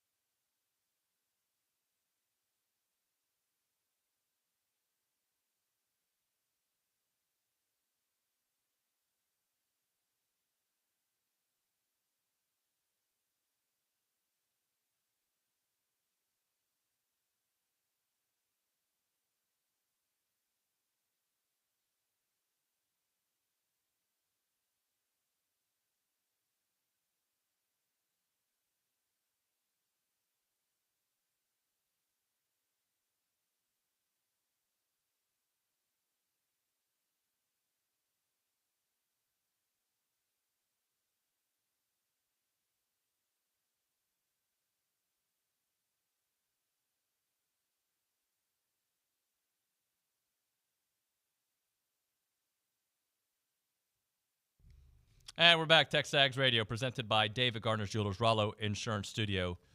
Do a short segment here so we can get back on the clock and catch up with Aaron Torres. A great conversation there with both Stephen McGee and Ryan Swope. Tomorrow, by the way, Marty Smith going to be joining the program. Looking forward to that. OB and myself will be doing the show from the DFW. The DFW? Dalton, is it just DFW, not the DFW, correct? Yeah, I don't think you need a "the." Yeah, just we'll be somewhere in the Metroplex. I don't even know where our hotel is. So we'll be doing it there, thanks to our friends at the Charge Apparel. And then Billy and the McKinney brothers will be here in studio, so we'll kind of do a little Zoom show for that, and then we'll be there for the game. 11 o'clock kick for that one. Couple of text messages coming in. David Edmond, Chad is the male Karen, and then I saw Kevin as the male Karen. I didn't know that. And here's a 979. Patrick and Brian says, Max needs to be the game manager and get the ball in the hands of the playmakers. Well, the truth is that's what the whole offense is about. So no matter who the quarterback is, you know, the rhythm, the timing of these throws will be so important to what the Aggies do. So I think nothing changes in that respect. Big Low on the YouTube chat. If you establish the mentality that the offense is going to see a lot more too high safety looks, we'll be able to run the ball more effectively. I see a lot of more ace tight one space wing with another with Max and some motion to get them what they want. Well, we'll see. That is the short answer is expect for Arkansas, who's given up a lot of yardage, to struggle a little bit in that respect. No doubt about that. All right, if you want to be a part of the show, you can do that by texting the show at 979-693-1150, 979-693-1150. You can call or text the show on that hotline number. Having a lot of car issues this morning. This morning I had I don't know if it was a flat. It was the tire was very low. It ended up having a little bit of a nail in it. A little bit. It had a full nail in it, so they took care of that. And then now my battery's dead. So good times had by all. Great times. Let's hit a break here, and we will come back with Aaron Torres with Around College Football. But before we do that, we're talking about Heritage Films and Chance McClain, where they make documentary films about your family. So there's the Yearflix aspect of his business, and Yearflix is a kind of a different product that he sells, and it's a 20-minute video, typically for the younger kids in your family, right? 10, 11, 12, 13, 14, whatever it may be. And you get to know them on a Q&A basis and a lot of cool questions, and it's going to be like highly edited, green screen, you name it. It is awesome. And then these are like benchmark videos. So in a few years, you kind of follow it up, and you're like, this is where you were as a 12-year-old. This is where you are as a 15-year-old, as an 18-year-old. They're great. They're awesome. We did one with my daughter. We need to do it with all the kids when football season's done. So that's the Yearflix. Awesome model. You can get that at Heritage Films, even though that product has not been advertised or being sold. I'm telling you guys about it because he's doing it. Then you got your Heritage Film, which is these documentaries about your family, about just your family business, your family ranch, your dad, your uncle, whoever it may be. And this video is going to be awesome to watch as a family together. Emotional when we did it with my pops. Just awesome. And you don't want to lose time. You want to get these things done because you never are promised tomorrow. And these videos will last the test of time. The website, yourheritagefilm.com, yourheritagefilm.com, 713-893-8341, 713-893-8341.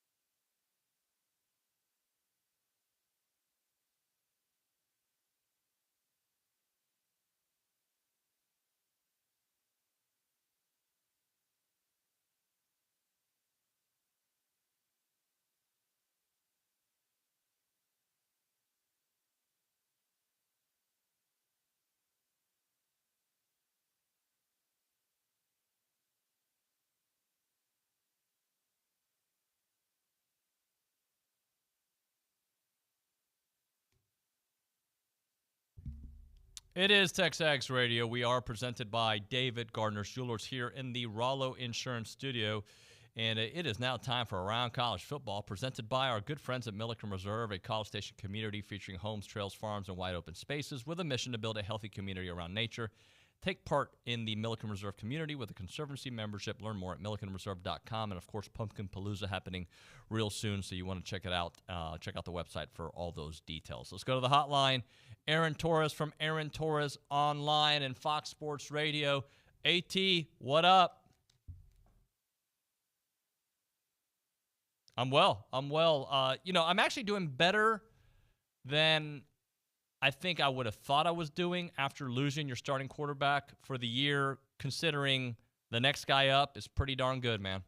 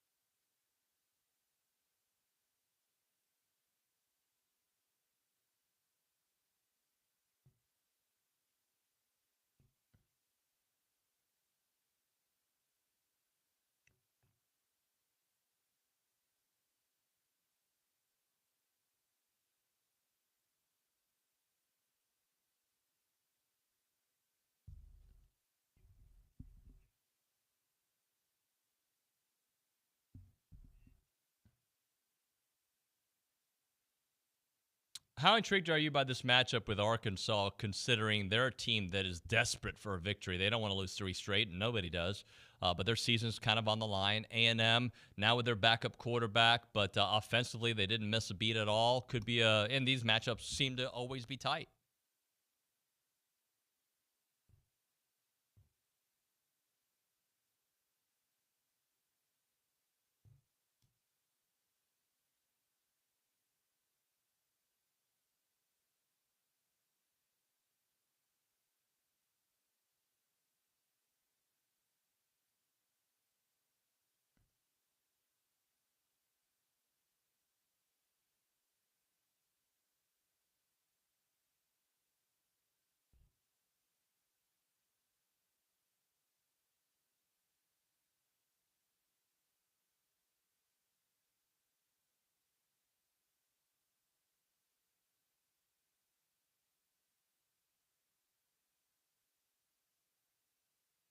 Of those games were very winnable. I mean, there's been years where Arkansas is just flat out outmanned in this rivalry. I think A&M has more talent. I don't know that they're significantly outmanned, though. They lost to BYU in a game where they had 14 penalties. They lost by a touchdown, and they lost by 3 at LSU in a very competitive game that literally came down to the final minute to be decided. So I think Aggie fans are smart enough to know that this isn't going to be a walkover despite the 2-2 record, and you're obviously going to get a very desperate Arkansas team on Saturday in Dallas. Talking to AT, Aaron Torres here on TexAgs Radio, presented by David Gardner's Jewelers here in the Rollo Insurance Studio. All right, so you saw the Auburn game, or you saw parts of it, I assume, in highlights. That defense came out cooking. So if A&M shows that kind of defense against Arkansas, what does that mean for the rest of the season? It's fantastic. I think that was kind of one of the big takeaways. And it was funny, looking at stats this week, statistically, even the pass defense, which obviously we know what happened at Miami. We don't have to relitigate everything there. But the pass defense has been really solid, too. Now, I do think it's, Auburn, I think they're still very much trying to figure out, frankly, do they even have a competent quarterback on that roster? They don't have a ton of depth. But listen, I'm one that I never criticize a team for playing up to their potential and playing up to their capabilities. I do think that, I don't think you can make, and I'm not saying you are, David, I don't think you can make sweeping season-long assumptions about A&M off of an Auburn game. I know they were 3-0 coming in, but like I said, we all saw what Peyton Thorne is and is not capable of. And that's a team that's been very much rebuilt for a lot of stuff that we talked about last week and why I thought it was an absolute must-win, not only for this season, but for the perception of the program. So I don't know that you can take a ton away from that Auburn game, but I also do think, again, at home, that's what you want to see. And the combination of how the defense played with Max Johnson not only being capable, but in some ways elevating that offense in the second half. I think it's a good sign going into the back half of the season. I think it's even a good sign for next week, with Alabama at home. But again, you've got to get through Arkansas first. This is the game, even with Max Johnson. It goes without saying. Everybody knows you absolutely have to. You think Max would start on a lot of SEC teams outside of A&M this year? Yeah, I do. I think, he's limited in many ways in what he can do. But he's not going to beat you, right? He's limited in who he is, but he's not going to be the reason that you lose games. And so I think that's kind of like literally if you ask Nick Saban, hey, give me 2 sentences on what you need from the quarterback position this year, that's basically what he would tell you. I think that's what they were hoping Tyler Buchner would be when they started him against South Florida. You go across the list, Auburn. I think Max Johnson would absolutely elevate Auburn. Arkansas with KJ Jefferson's really good. LSU with Jaden Daniels is really good. The team that I'll tell you, I'm still not sold on Ole Miss. I mean, 7 points on the opening drive last week, and then they don't score more than 3 after. Kiffin brought in 2 quarterbacks through the portal last offseason. So I'm not sold that he really believes in Jackson Dart. And again, I think Max Johnson is the type of guy that would bring stability to that quarterback room. So, yes, David, to answer your question, there's no doubt he is an SEC caliber starter. He was 3 years ago at LSU. He is now at A&M.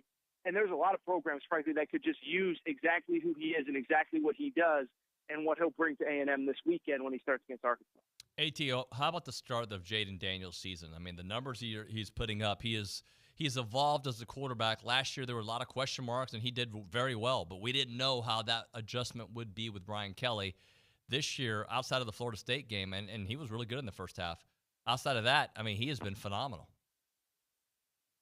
Yeah, I watched that entire Mississippi State game 2 weeks ago. I just think they're terrible. I mean, they gave up 37 to South Carolina last week. So I think with Jaden Daniels, the thing that, first of all, he's really good. Those wide receivers are special. And it's like, Coach O, I mean, he left a lot of holes on that roster, but that wide receiver room was one place that he did not leave any holes. And I think the important thing for Jaden Daniels and the LSU team in general is the last few weeks, really since the Florida State game, they've really gotten the run game going with Logan Diggs, the transfer from Notre Dame. Now, maybe the run game was always pretty good. It's just that Florida State's front seven was that good. But, I think this is a big week for LSU because I'm still not sold. I think that there was a disproportional amount of praise given after that big Mississippi State win. And then last week they easily could have lost to Arkansas at home. So by no means am I not giving credit to Jaden Daniels, who's been excellent. I just think as a team, I'm not totally sold on them yet. But Jaden Daniels has been a star. That offense has really been fun to watch. But again, I think that, they might have taken advantage of some pretty bad defenses, too, between Mississippi State and Arkansas over the last 2 weeks. What did you think of the whole Ryan Day, Lou Holtz thing? So, David, it's crazy. And, I don't know how much live stuff you're reacting to in your time slot, but I literally came on air less than 5 minutes after that, like the quote, like literally him being on the field calling out Lou Holtz. And, I think my Saturday partner, Jason Martin, and I were a little, surprised by it. And I don't think it was until the next day that I really came to my takeaway, which is I think Ryan Day's soft. I mean, now listen, I think it's great if you're an Ohio State fan. He's standing up for your school. He's standing up for your state, Ohio, against everybody. I also think, come on now, let's call a spade a spade. We have an 86-year-old, first of all, we may have lost Aaron there. And scene. All right, we'll see if we can get Aaron back on the line here in a second. By the way, I'm a responder, so I'm probably soft too. It's all right. I don't know if I would respond to an 86-year-old man on national TV, but I got no problem with responding. But I think you have to pick. Yes, you would. Yeah, to an 86-year-old man? Yes. I don't know. There's a good chance you've done that without knowing it. Okay. But if you know the dude's 86. You'd still probably do it. I don't know. Maybe. AT, I was over here. Okay. This is what I was saying. Like, I'm a responder. I don't know if I'd Dalton thinks I would. I don't think I'd respond to Lou Holtz if he called me out. But if it were 35-year-old Lou Holtz, I'm definitely saying something. But continue on. Oh, absolutely. First of all, it's nice of Dalton to come down from the corporate tower and sit with us, average working folks here in the early morning. But really quick, if you were like walking through a retirement home and some 86-year-old was like, "Yo, Nuño, you're soft. I listen to the show," you'd be like, "Okay, Grandpa, take your medicine, whatever, blah, blah, blah, blah, blah." And so no disrespect, no ageism involved, whatever. I bring it up because Lou Holtz is not only 86, he's an 86-year-old former Notre Dame head coach who was on Notre Dame's campus before their biggest home game in years. He was speaking in front of a Notre Dame crowd. What is he supposed to say? Oh, I don't know. I think Ohio State's got better players. We'll probably lose. No, he's trying to rile up the crowd. So, my whole thing is I think if it's your contemporary, if it's Jay Norvell in a random press conference calling out Deion Sanders, you're allowed to respond to it. And, I think Ryan Day's allowed to respond. But I think clearly mentioning it in the pregame, mentioning it in the postgame on the field, then mentioning it in the postgame press conference, it clearly got under his skin. And I just think it's a little soft. I just think, again, if it was, Marcus Freeman that said that, it'd be a completely different story. I just think 86-year-old former coach on campus in front of fans trying to get people riled up. Let's call, let's chill. And here's the other thing really quick, David. He's saying, "Oh, this guy doubted us." It's like, yo, dude, respectfully, 95% of your roster doesn't even know who Lou Holtz is. If you went into the Aggies locker room last week and were like, "Hey, who's Lou Holtz?" None of those kids would know who he is. So I thought in general it looked soft. I think you're allowed to respond, but I thought, making it the greatest slight in the history of the world was a little bit overboard. I'm sorry. Talking to AT, Aaron Torres here on TexAgs Radio. All right, give me the real reason Dan Lanning went after Deion. I think it was recruiting. I mean, it's not even that he went after him. It was a pregame speech that got recorded. But my takeaway during the game, when he went for it on fourth down, I think they were up 35-0, 42-6 at that point. I think it's about recruiting, right? I mean, I think everything is about recruiting, and I think Colorado has gotten an awful lot of pub and this and that. And I do think he understands that Deion is going to be a recruiting force as long as he is in college football. And both of them are on the West Coast, even though they're going to different conferences next year.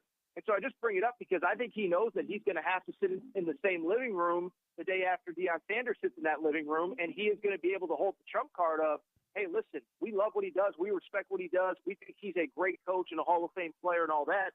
But we're the ones that smacked him on the field, and where the better football teams played." So I think it was all about recruiting. People tried to make it into something that it wasn't. That's fine. That's what people that, provoke people do on social media and TV and stuff. I had no problem with it, but I think it was about recruiting. I think it was about being able to look recruits in the eye and say, you can go there and have the cameras and the social media. We win football games over here in Eugene. Last thing for you. How are things going to play out for Mississippi State the rest of the way, and Zach Arnett in particular? Well, I mean, I didn't watch a lot of the South Carolina game last week. Forgive me. There were some much better games on. I thought it was encouraging that Will Rogers threw the ball 50 times rather than trying to turn, overnight he tried to turn them into 80 Bears. We're going to play defense and run the football. It's like, well, your whole roster was recruited to play the air raid, and you have one of the most prolific quarterbacks in college football, handing the ball off 30 times a game. So I thought it was a positive.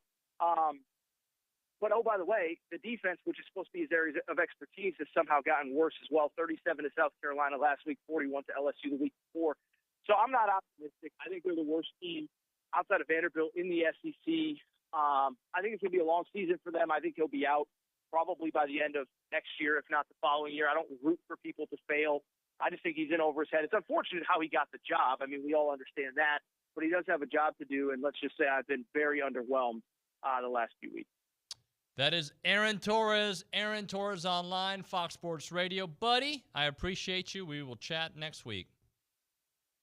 Thank you, sir. And you are not soft. Just let the record show, okay? I'm a little soft. It's the facts. No. Stop. All right. I'm sensitive. Stay out of zone for me. All right, brother. Thank you. Aaron Thank Torres. Oh, what an awkward exchange by us. I'm back to the awkward exchanges to close out interviews. We'll hit a break. We'll get to some of the text messages before we do that. Caldwell Country Chevrolet time. So I've been telling people 15 minutes. Brian at Caldwell. True story. That was the copy I was given by the guy who used to host this show. I've actually tested that theory out. A little longer than 15 minutes, but depending on what part of Brian you're coming from, right? If you're on the last bit of inch of Brian, on the way to Caldwell, the last inch, it is a 15-minute drive. Regardless, it is quick, and they'll take great care of you out there. Amazing deals at Caldwell Country Chevrolet. That's the first thing I can tell you. You want a good price on a vehicle? You want to go to a place that doesn't, try to rob you. They want to sell you the right vehicle at the right price and get you the right trade-in value. It's Caldwell Country Chevrolet. The people are great, the service is great, and the selection is out of this world. You want to go to a small-town dealer with big dreams, and that is Caldwell Country Chevrolet. As I've told you, 15-minute drive from the last part of Bryan to Caldwell. Short conversation away, but you'll see the difference when you step on the lot and do business with our good friends there at Caldwell Country Chevrolet. Highway 21 in Caldwell, online, caldwellcountrychevrolet.com.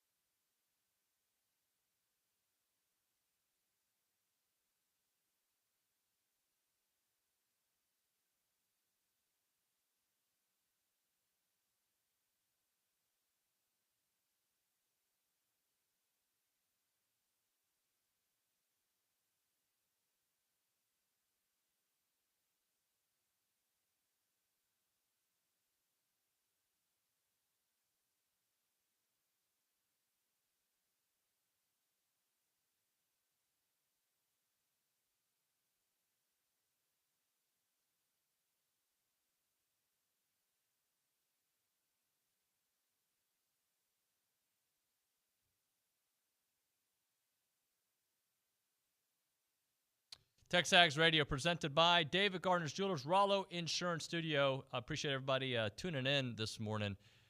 You guys have heard me say it's not a college football take, but I'm not a big James Harden fan at all from my time for covering him and just elite scorer of the basketball, but just, I don't know. I think always causes issues in locker rooms. Every locker room he's been a part of. He was at a party, I think, 2 nights ago where they had signs all over the place that his general manager, Daryl Morey, is a liar. Dalton knows my buddy's Daryl Morey. That's not why I'm defending Daryl on this one. I just think, just grow up, dude. Everywhere you go, you have a problem. Grow up. It's about that time you got to look in the mirror. Maybe it's me. I tell my kids all the time, when you're in the middle of all this drama and there's multiple people, it's you. It's not them. But, Dad, they said, it's you. You're involved multiple times. James, unless it involves me and Richard, then it's Richard. Well, this is true. And the other thing is, he's not listening. Max Johnson's an elite thrower of the football. I don't think he won't get you beat because he doesn't make mistakes. Yeah, that is part of it because that's one of the points that Aaron made. The point beyond that is this guy can throw the ball in the perfect spot, in the perfect space. Elite thrower of the football. Big things are coming for this offense the rest of the way. When we come back, Maroon Kool-Aid, the fan show guys, will be here. It's TexAgs Radio.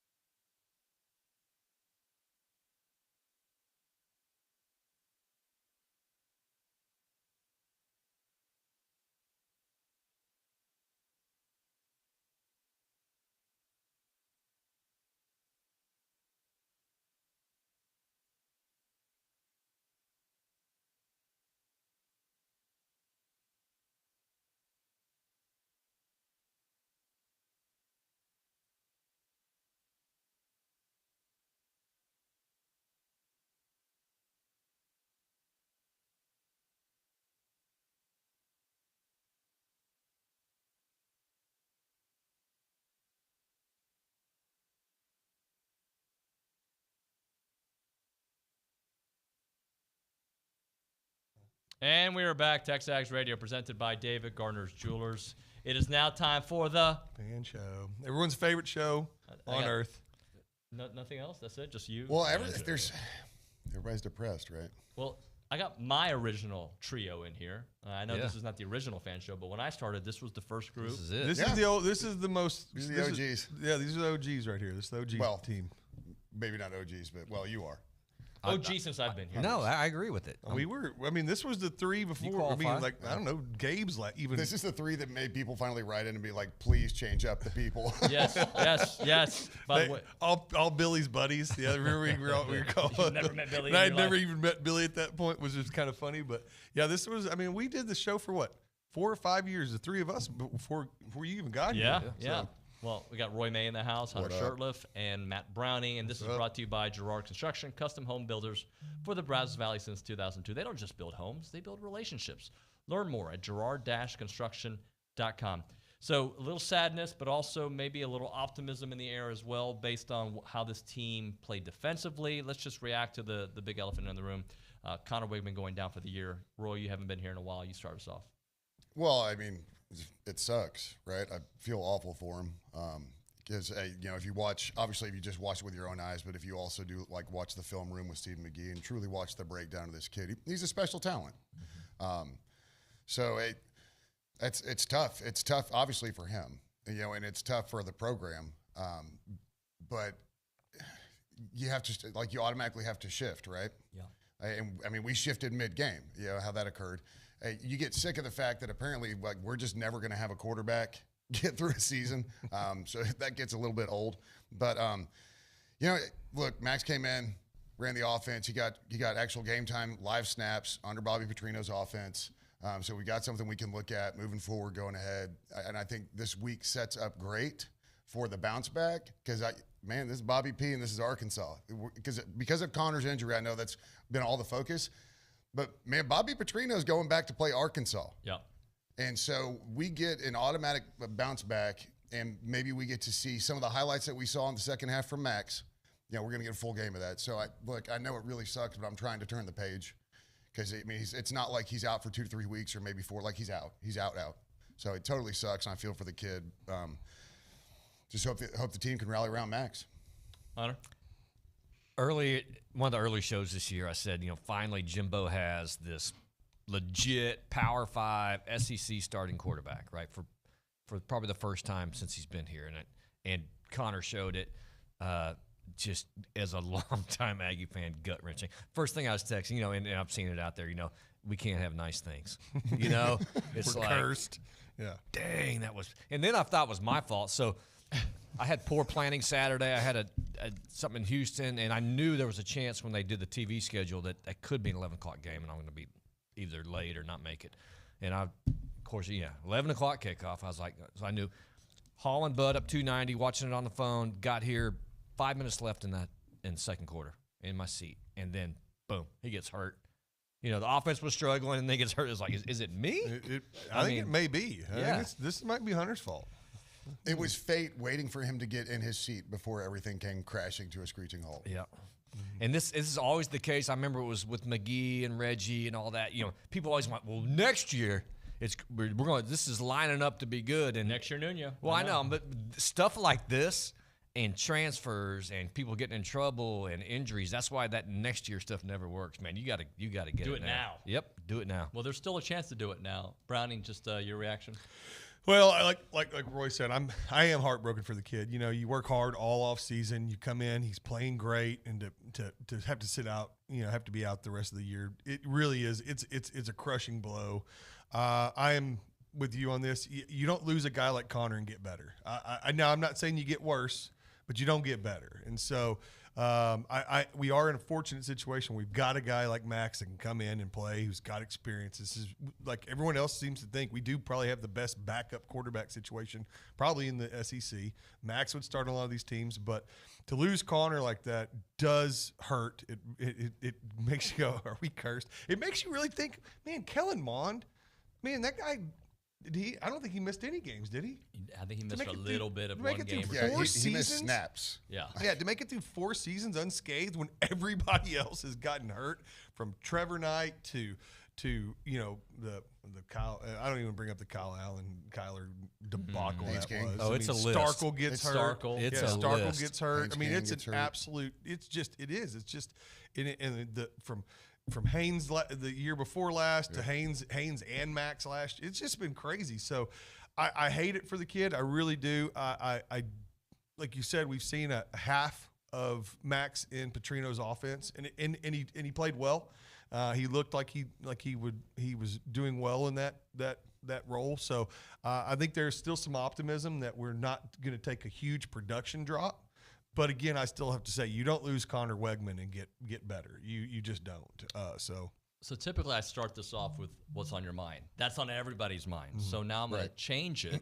And Matt, you can start us off here. What's on your mind beyond the fact that Connor's done? Well, I was thinking about this morning that, every time we go to this game, I hate this game, by the way. I know the Arkansas fans really hate it. I love the game, and sometimes hate that it's in Jerry World. It needs to be at Kyle. It needs to be at I don't mind a game being at Jerry World. I just don't know if I want an SEC game at Jerry World. I don't want every game there. Yeah, I mean, I don't want a decade of this game in Jerry World. It doesn't help our recruiting. I mean, it doesn't do a whole lot for us. I don't think. I mean, that old saying, "Hey, go up to DFW, you're going to get the DFW." I don't think that plays anymore. But I will say that it seems like every year we go in this game, they're up for this game. This game is a big game to them, and we always kind of like walk into it, and somehow we win 99% of them. But I think the Bobby Petrino aspect this year, I think we're going to be up for this game. I think that at least from offensively, you think Bobby will?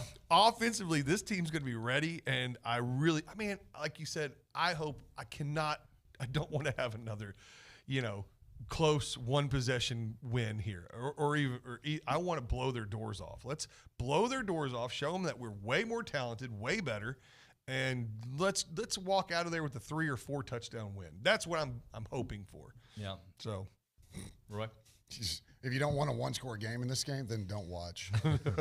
Like it's inevitable. It's like Thanos. A little drop for you. I love that one. You like that? So what's on my mind? I'm going to start with this. Volleyball, Aggie volleyball, outstanding win. I was at bowling last night. They had it on the TV, so I actually got to watch pretty much the entire match, minus when I was throwing the ball. Lose the first set in a tight one, show that grit to bounce back, drop the third, grit to force a 5th set. It was a fantastic, it's not a program-defining win, but, so far in his short tenure, it's quite a feather in the cap. So it's the biggest win since when? I forgot. Well, it's first top 5 win since '99. They beat number 3 Hawaii in the NCAA tournament. We need to start getting some people in the seats over there. Yeah, for real. He deserves it. Yeah, absolutely. They Reed, deserve it. Pack Reed, absolutely. But what's on my mind is what we're going to see, right? Because we saw that half with Max Johnson, and I think we were happy with it. Obviously, he goes out, scores, we stop, and we score again. But it's against Auburn. Yeah. And I think Arkansas is a great next step because Arkansas is obviously better than Auburn. All right, I think Auburn may be in the bottom of the West.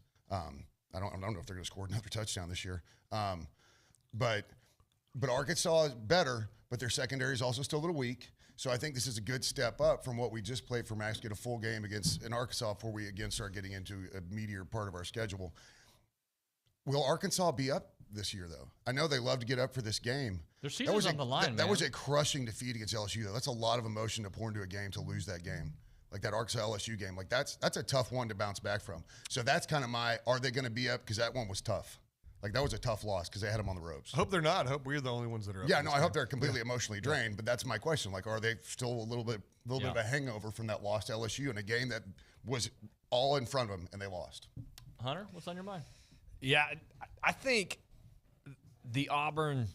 You're saying Arkansas may be better than Auburn. I think Auburn's defense may be better than Arkansas's, but this game, it has me worried, man. Ham and eggs. So if you look at Arkansas's last 2 games, I mean, they're moving the ball. If you look at the box score of the BYU game, and I watched a lot of that, I remember, it's like, how did they lose? I mean, they're 400-plus yards of offense. BYU had like 280. And I know there's some turnovers in there, and their third down conversion was awful. But Arkansas's offense, KJ Jefferson, sounds like Rocket Sanders is back. That's concerning, terrifying. And it seems like in this game, they live on the big play, man. Mm-hmm. They can rack up some big plays to put points on. Yeah. So, yeah, always nervous on this one. And yeah. So Hunter, I'll start with you here. Did the Auburn game defensively change anything of the way you look at this defense, or is just Auburn, they're that bad?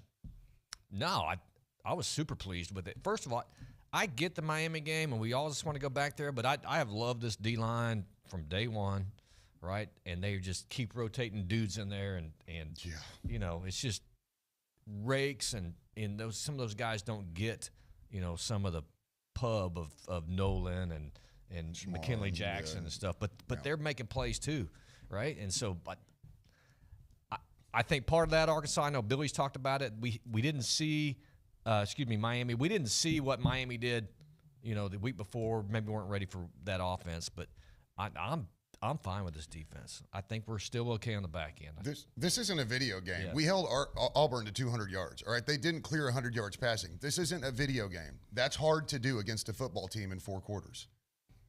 Like I mean, can we always get better? Absolutely. You know, there's still some stuff that we need to. You know, there were some drop balls on some missed coverages that obviously you want to clean up. But man, holding the team to 200 yards, that is an SEC team, even if they're at the bottom of it. That's tough to do. So I think you have to be really pleased about what we did, quote unquote, even though it was Auburn. Got after the quarterback, 7 sacks in a game. That's getting after it. Yeah. So again, and Arkansas, I think Arkansas offense is incredibly powerful, and KJ Jefferson, I can't remember who said it. I don't know if it's today or yesterday on the show. Can be a bit of a turnover machine. And he's tough, and I know he's hard to bring down, but he does not like to be hit. If you go watch those games, how quick he'll go down and watch him get up. And if you watch the LSU game last week, Arkansas, I mean, those LSU D-line line guys were getting penetration. They were getting in there. So I really think our D-line is going to give him problems. Yeah. I've noticed one thing that outside of the Miami game, our defense has allowed 1 touchdown this year. I mean, I know you can't eliminate the Miami game from that, but it's still the defense outside of one game has looked really, really sharp and really good. Now, have we played great offenses? No, but that's still hard to do. I mean, there's probably not a lot of teams that can say that they've had 3 games where they've only allowed 1 touchdown. I mean, so you know, because they had a defensive score, Auburn did, and I guess New Mexico scored on that one running run. play. Yeah, I mean, the rest of it has been pretty impressive. So again, this is going to be a better offensive team. But you know what happens, right? People look at a game and like, well, you couldn't do that against a real team, and that starts to set in. But each test has gotten, the Miami was the biggest test, and they failed that test. But since then, you had an easy game and a game that should have caused you problems. Remember, the feeling we had going into Auburn was Hugh Freeze, watch out, that guy's a play caller. Like, you know, he's got to scheme something.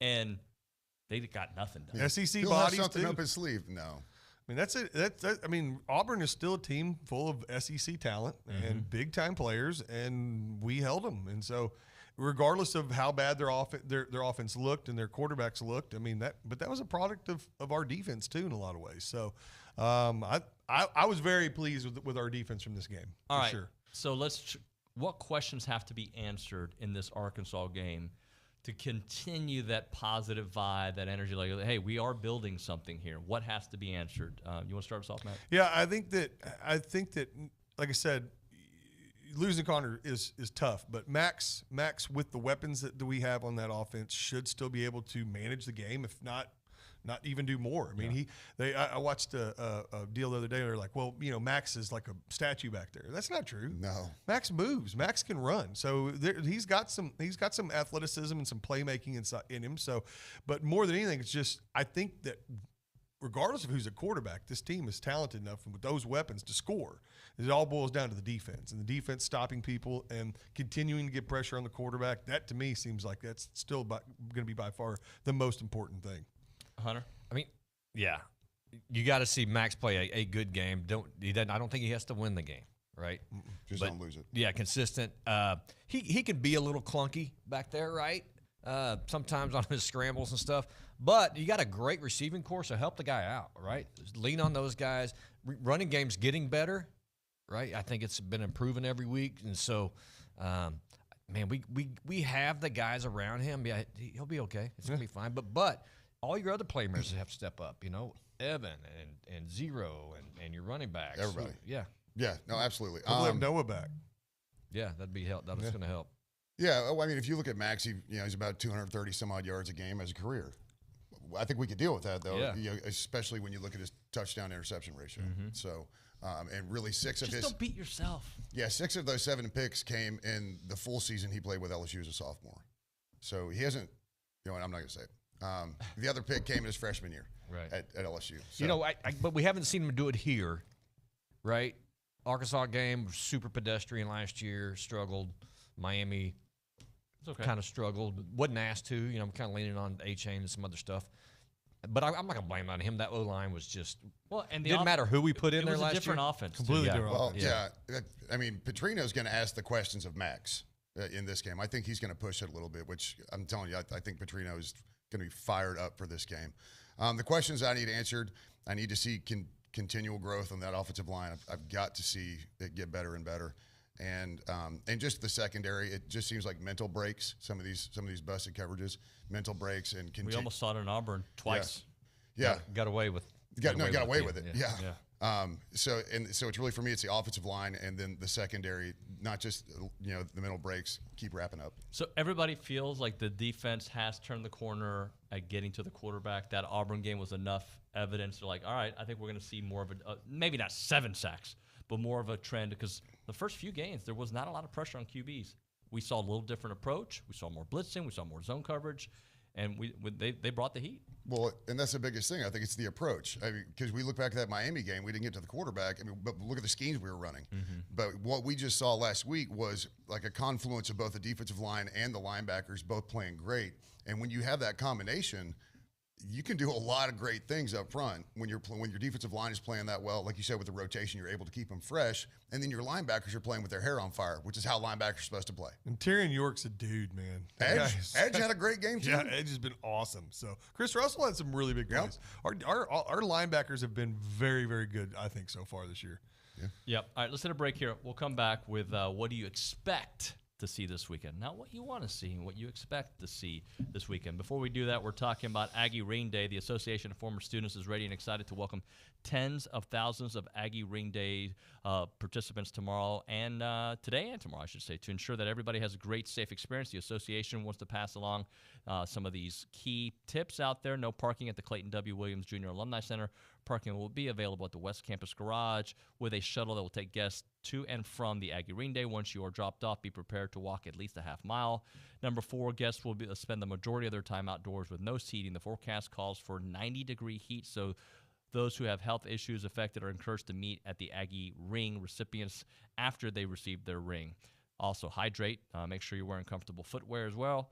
And make sure that the Aggie Ring recipient brings their ring ticket and 2 forms of ID, which can be a student ID, driver's license, passport, or Aggie Ring receipt. There's no formal ceremony. Guests will only be inside the Alumni Center for about 10 minutes, which ensures that every student receives their Aggie Ring during that designated block. For more information, visit tx.ag/ring. And congratulations to everyone receiving their Aggie Ring.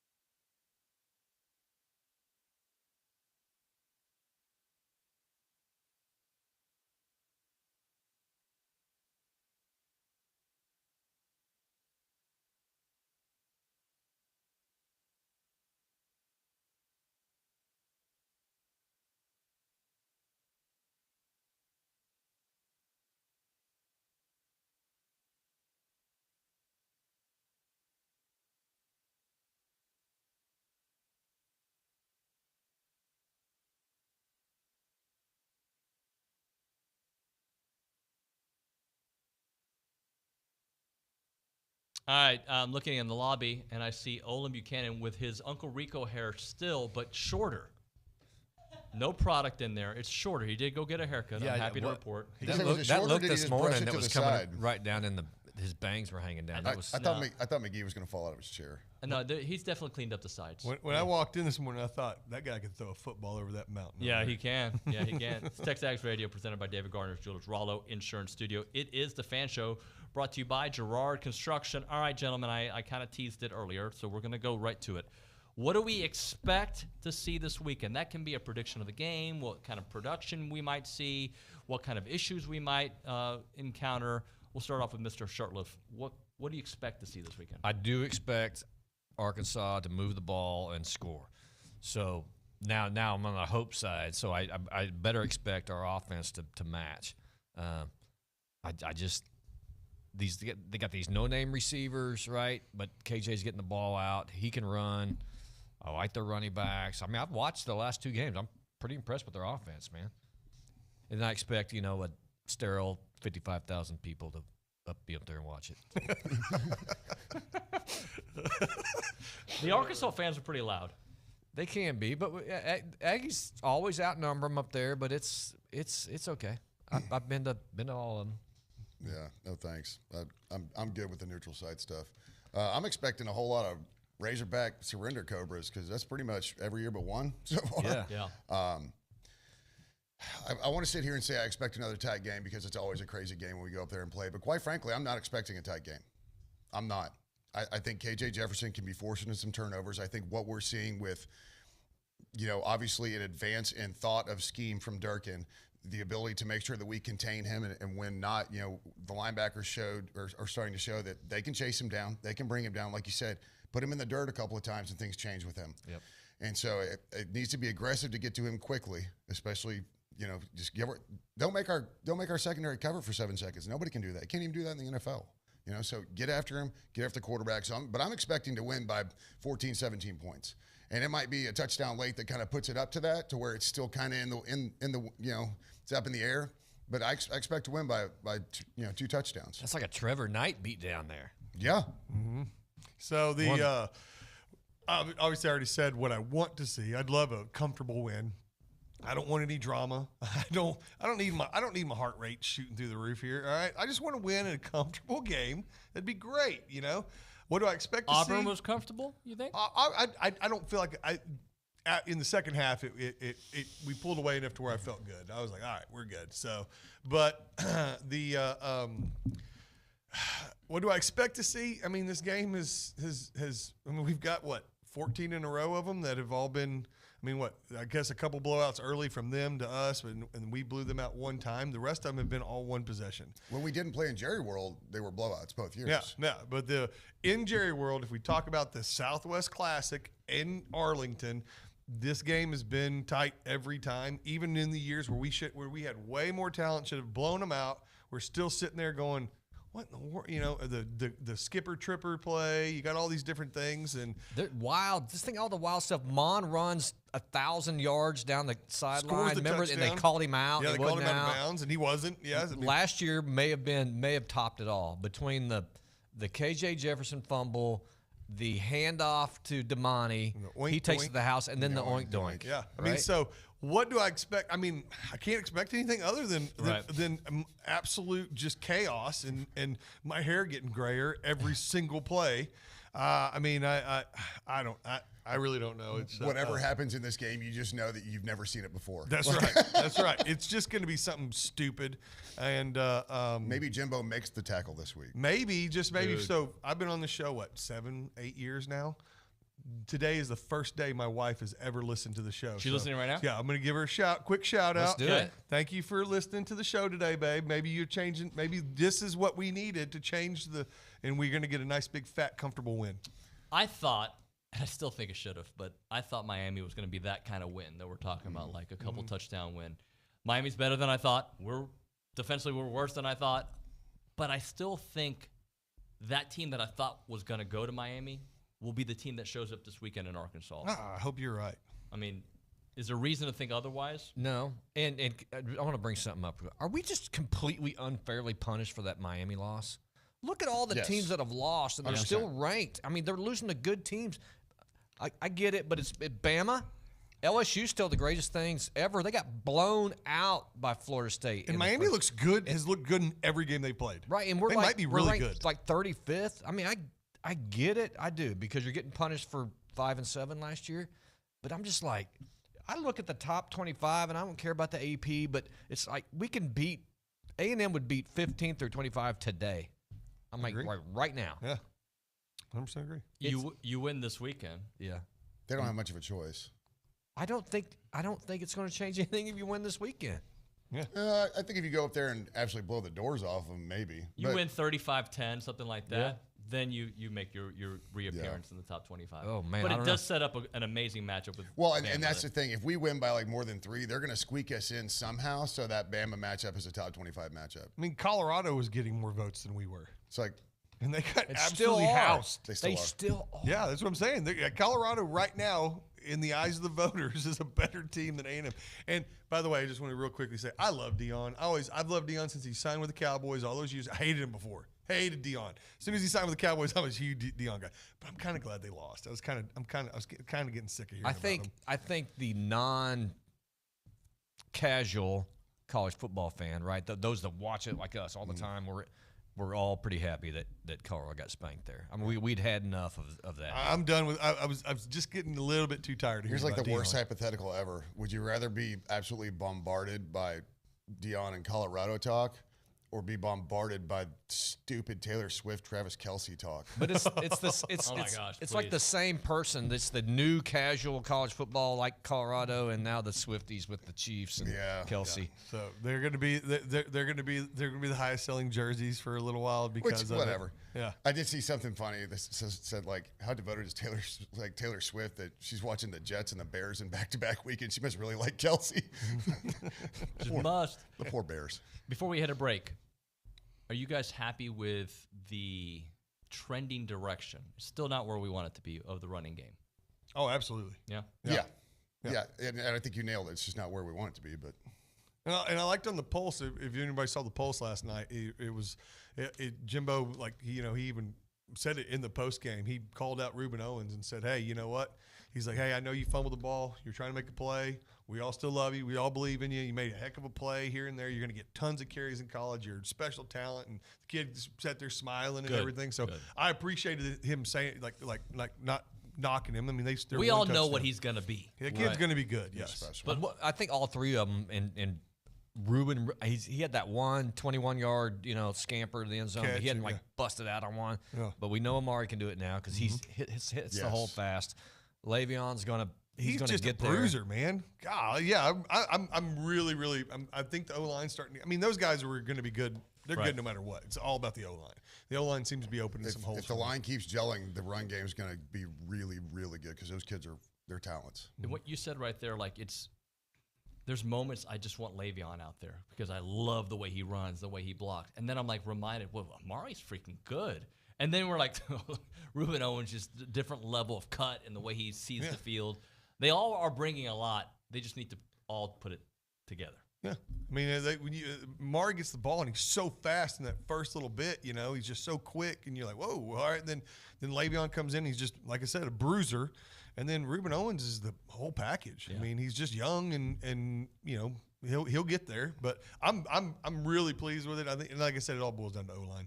Let's hit a break here. We'll come back. We'll go around some of the SEC games going on. We'll chat about those. I got some other Aggie football things to get into with these gentlemen. Right now, let's go to caller number 1. We're going to give you a free car wash from Aggie Express Car Wash in South College Station off of William D. Fitch in Greens Prairie. They're Aggie owned and operated with the friendliest staff and a personal touch. And they offer a monthly membership, but they're going to give the first caller a free car wash right now from Aggie Express in South College Station. 979-693-1150.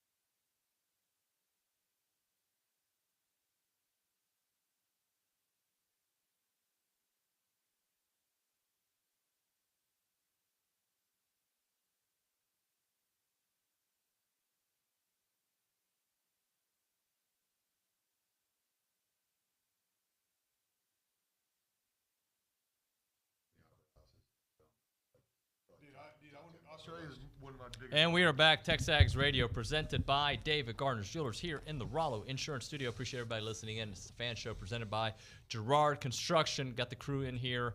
Let's go around some SEC games and just kind of chit-chat about what we think is going to happen. I do want to point this out. Someone on the chat said a moment ago, Scar Tissue says, we haven't beaten a good team yet.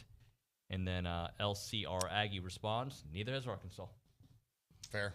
I mean, yeah, it's not incorrect. Yeah, and that's why I don't think we get any credit beating Arkansas because everybody's they lost to a crappy BYU team. Yep.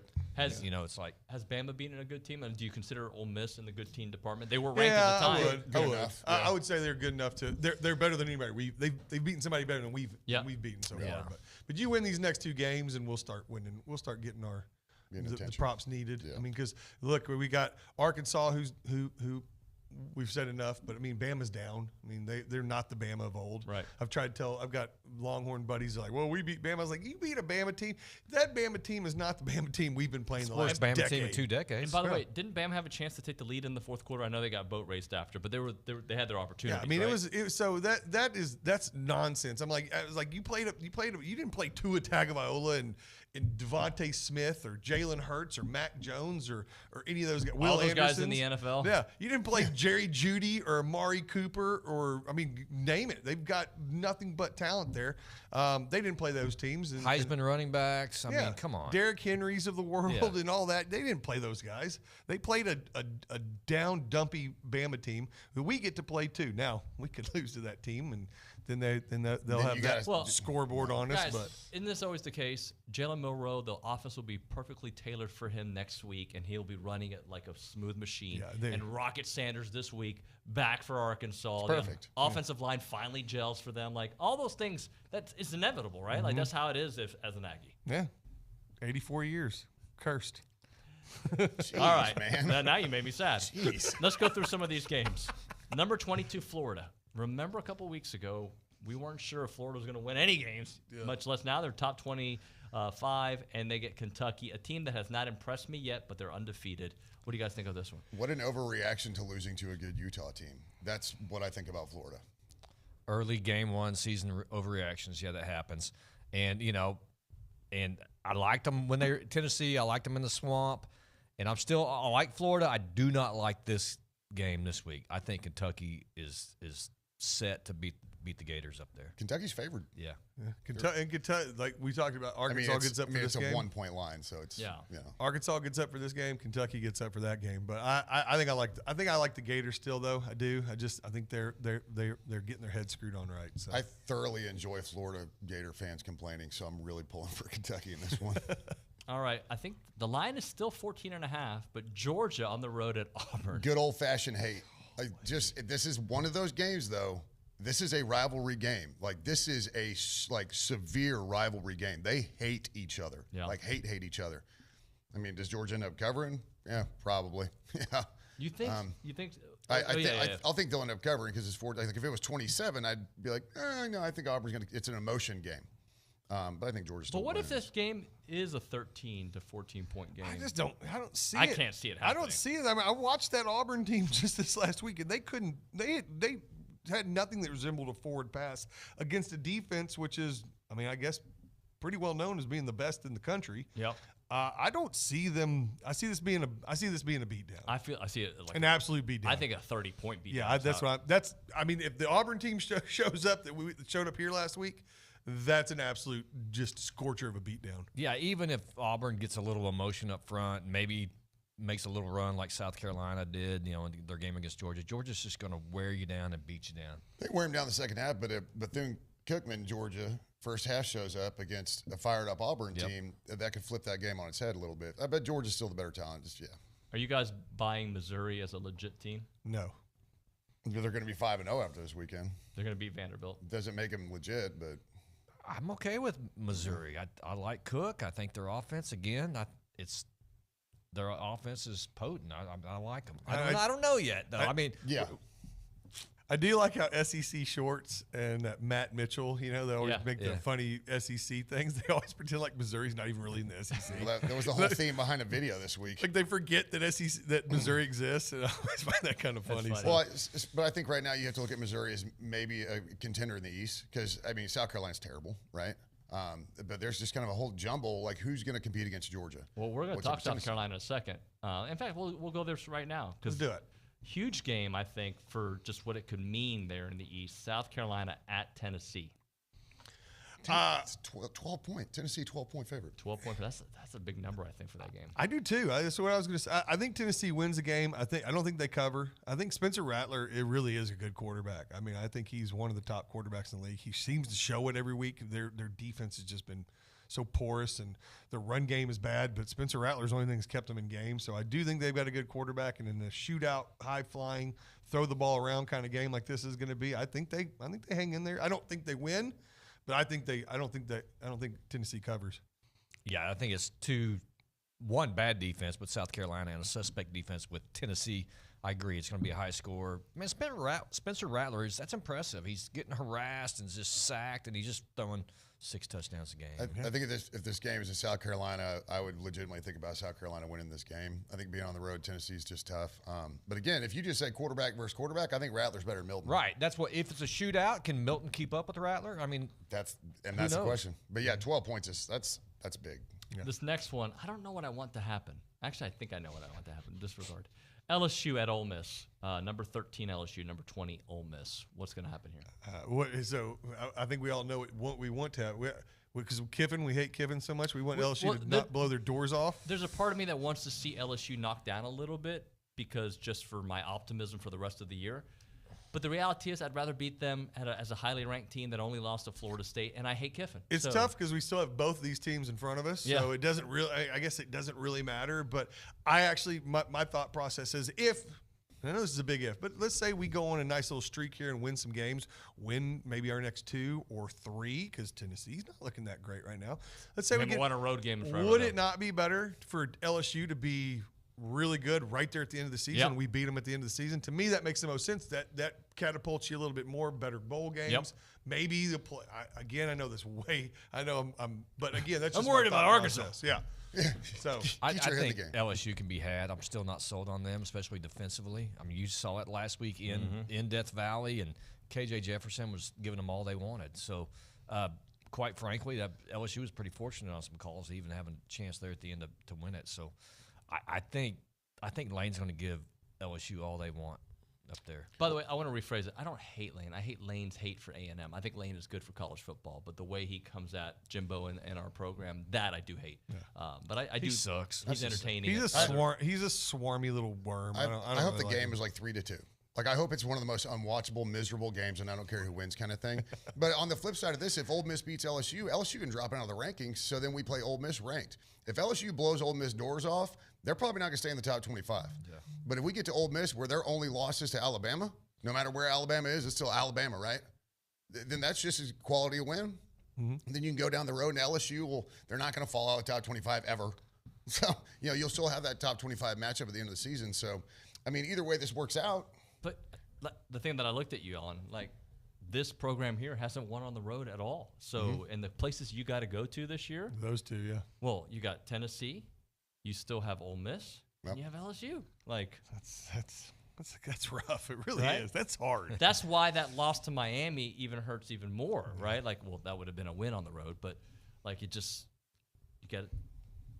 If they figure things out these next couple of weeks, then we'll be having a different conversation.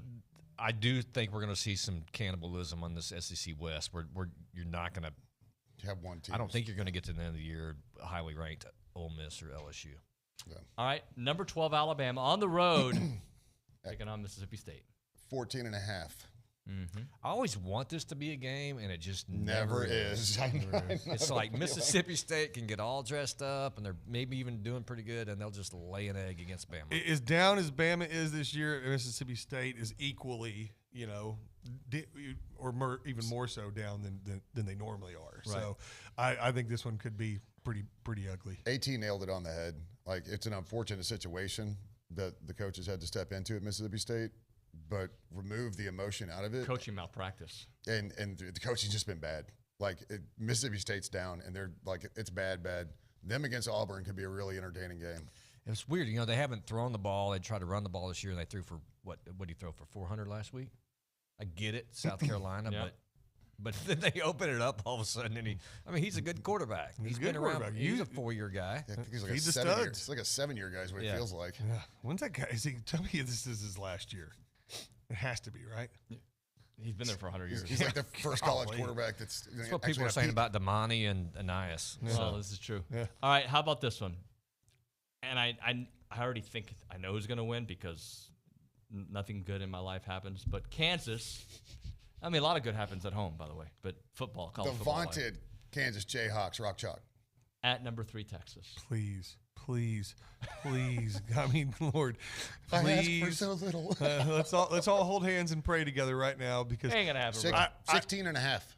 16 and a half. You know what? You think they cover? No. Hey, I guarantee the spreads when Kansas beat them in the past a couple of times were higher than that. Right. You never know. Come on, Kansas. Rock Chalk Jayhawk. Let's go. If I was putting money on it, I'm taking all those points. Of course. That would be the smart thing. But I think it's going to be a game. Hell, Wyoming gave them a game there, and I think Kansas has a lot more than Kansas, those little coach. guys, they deserve it. They're little troopers, and I want them to. Anyone that cheering for Texas is like cheering for the Empire against, like when you're the rebels, right? Or cheering for the devil himself. That's basically what those people are like. They don't deserve this. They're terrible humans, and I want nothing but now you have to Kansas root to for destroy them. Crappy, sorry Big 12 teams every week for an upset. Yeah, and it's the worst this thing. Is a Like they're not playing any. I'm playing our schedule and see what happens. Y'all, they did beat Bama. Yeah. Right now they still get to tout that. Hey, yeah, because it's the one game they had to get up for this year. I don't have to say my feelings on this. You know how I feel. Don't say it. We want to hear it. Went on the rant. And I saw it opened at like 17. They deserve all of your hate. Give it to them, Roy. Come on, tell us what you think. I'm just going to channel my hate through Kansas. Well, let me ask you one more game before we hit a break. Number 11 Notre Dame taking on Mike Elko and number 17 Duke. Notre Dame is on the road at Duke, gentlemen. Tough place to play there. We saw that opening week. It is. Notre Dame favored by 6. Kidding. Are they playing inside camera indoor? or the football Yeah, Notre Dame 6. Straight up, I'm taking Duke to win. I'm not. Are you really? I am. Elko Bowl. He's got some. He'll have his guys up for his old school and Notre Dame. Is Elko going to be at Duke next year, or will he be at Michigan State or one of these Big Ten openings potentially? It just depends on if he's holding out for like an SEC job or something like that. It depends on how this season shakes out for him. Yeah. But I think if he gets to like maybe the ACC championship but loses, maybe he sticks around because he wants to win it. I'm with Roy, and this isn't feelings. I really think Duke is going to win this football game. I really truly believe it. I'm torn on this one. I'm going to take Notre Dame. I'm taking Notre Dame on that one. I just told you to win or cover. Win. Yeah, win. I think Notre Dame wins. They should have won last week. Let's be honest. They were the better team for most of that game. All right, we'll hit a break. We will come back with some guesstimates, if you will, on some of the things happening in this game. It's TexAgs Radio.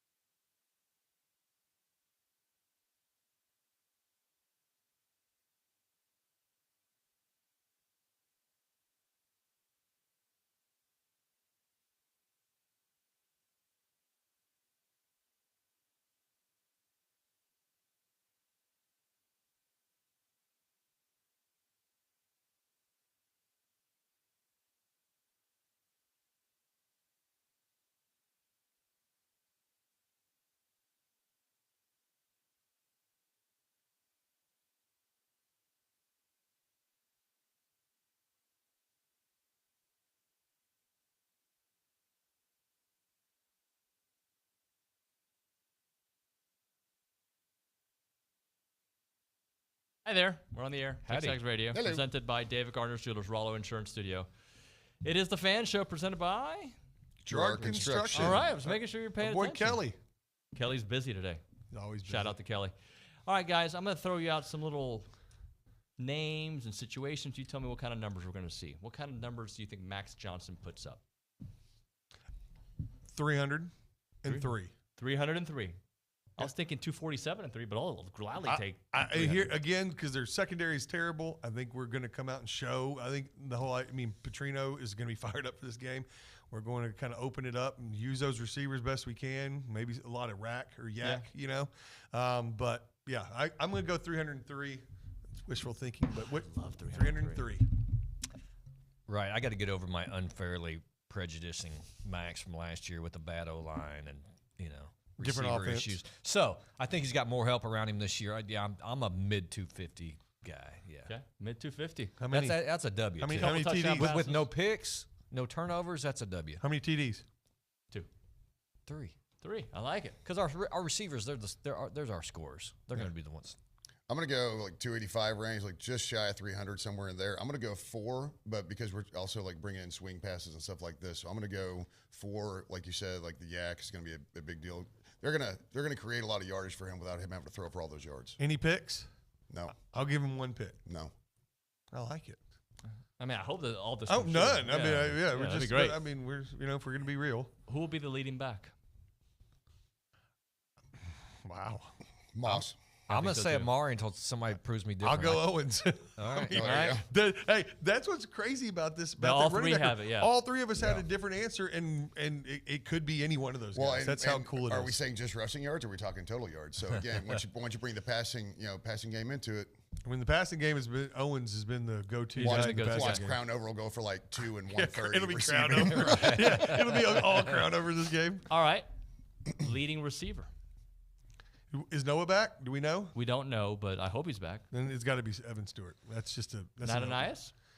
Evan Stewart. Yeah, first of all, I beg Ananias' pardon because a couple of weeks on the show, I said, hey, he is what he is in this offense now. He's a 5-catch guy. He wasn't going to be in the backfield. Next game, he was in the backfield, got 2 carries, and caught like 10 balls. Yeah, he really did. So, yeah, but I'll take Evan Stewart. Yeah.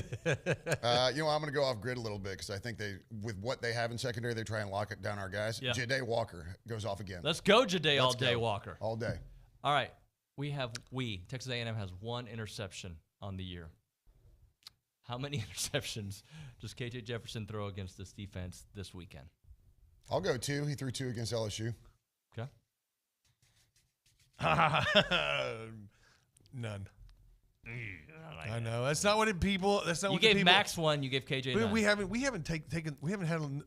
It's not on KJ. It's our defense hasn't had a lot of takeaways. Right. They've have some self-implosion issues, and I think that starts with KJ. So he's going to have 2 turnovers somehow. I'm pretty sure we 2 only have turnovers 1 maybe is a pick better on the way to put season, it. right? Maybe a pick and a fumble when he's one out pick and a scrambling. fumble recovery. That's it. Yeah.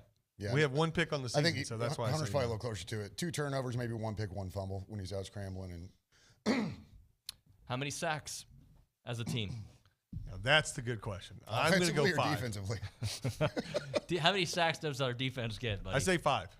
I really do. That's a lot. Because he holds the I ball. love it. KJ Jefferson holds the ball. And He was sacked 4 times last week and 4 times the week before. They talk about the Arkansas fans talk about it all the time. He's like, he holds the ball too long. That's what we want. I say 5. Right. I'm telling you, go watch even a little bit of the snippets from the LSU game last week. They were getting to him. So I'm going to take the under, but I'll go 4. Yeah, I was going to say 4. I mean, if they've been 4 the last 2 weeks, why break tradition?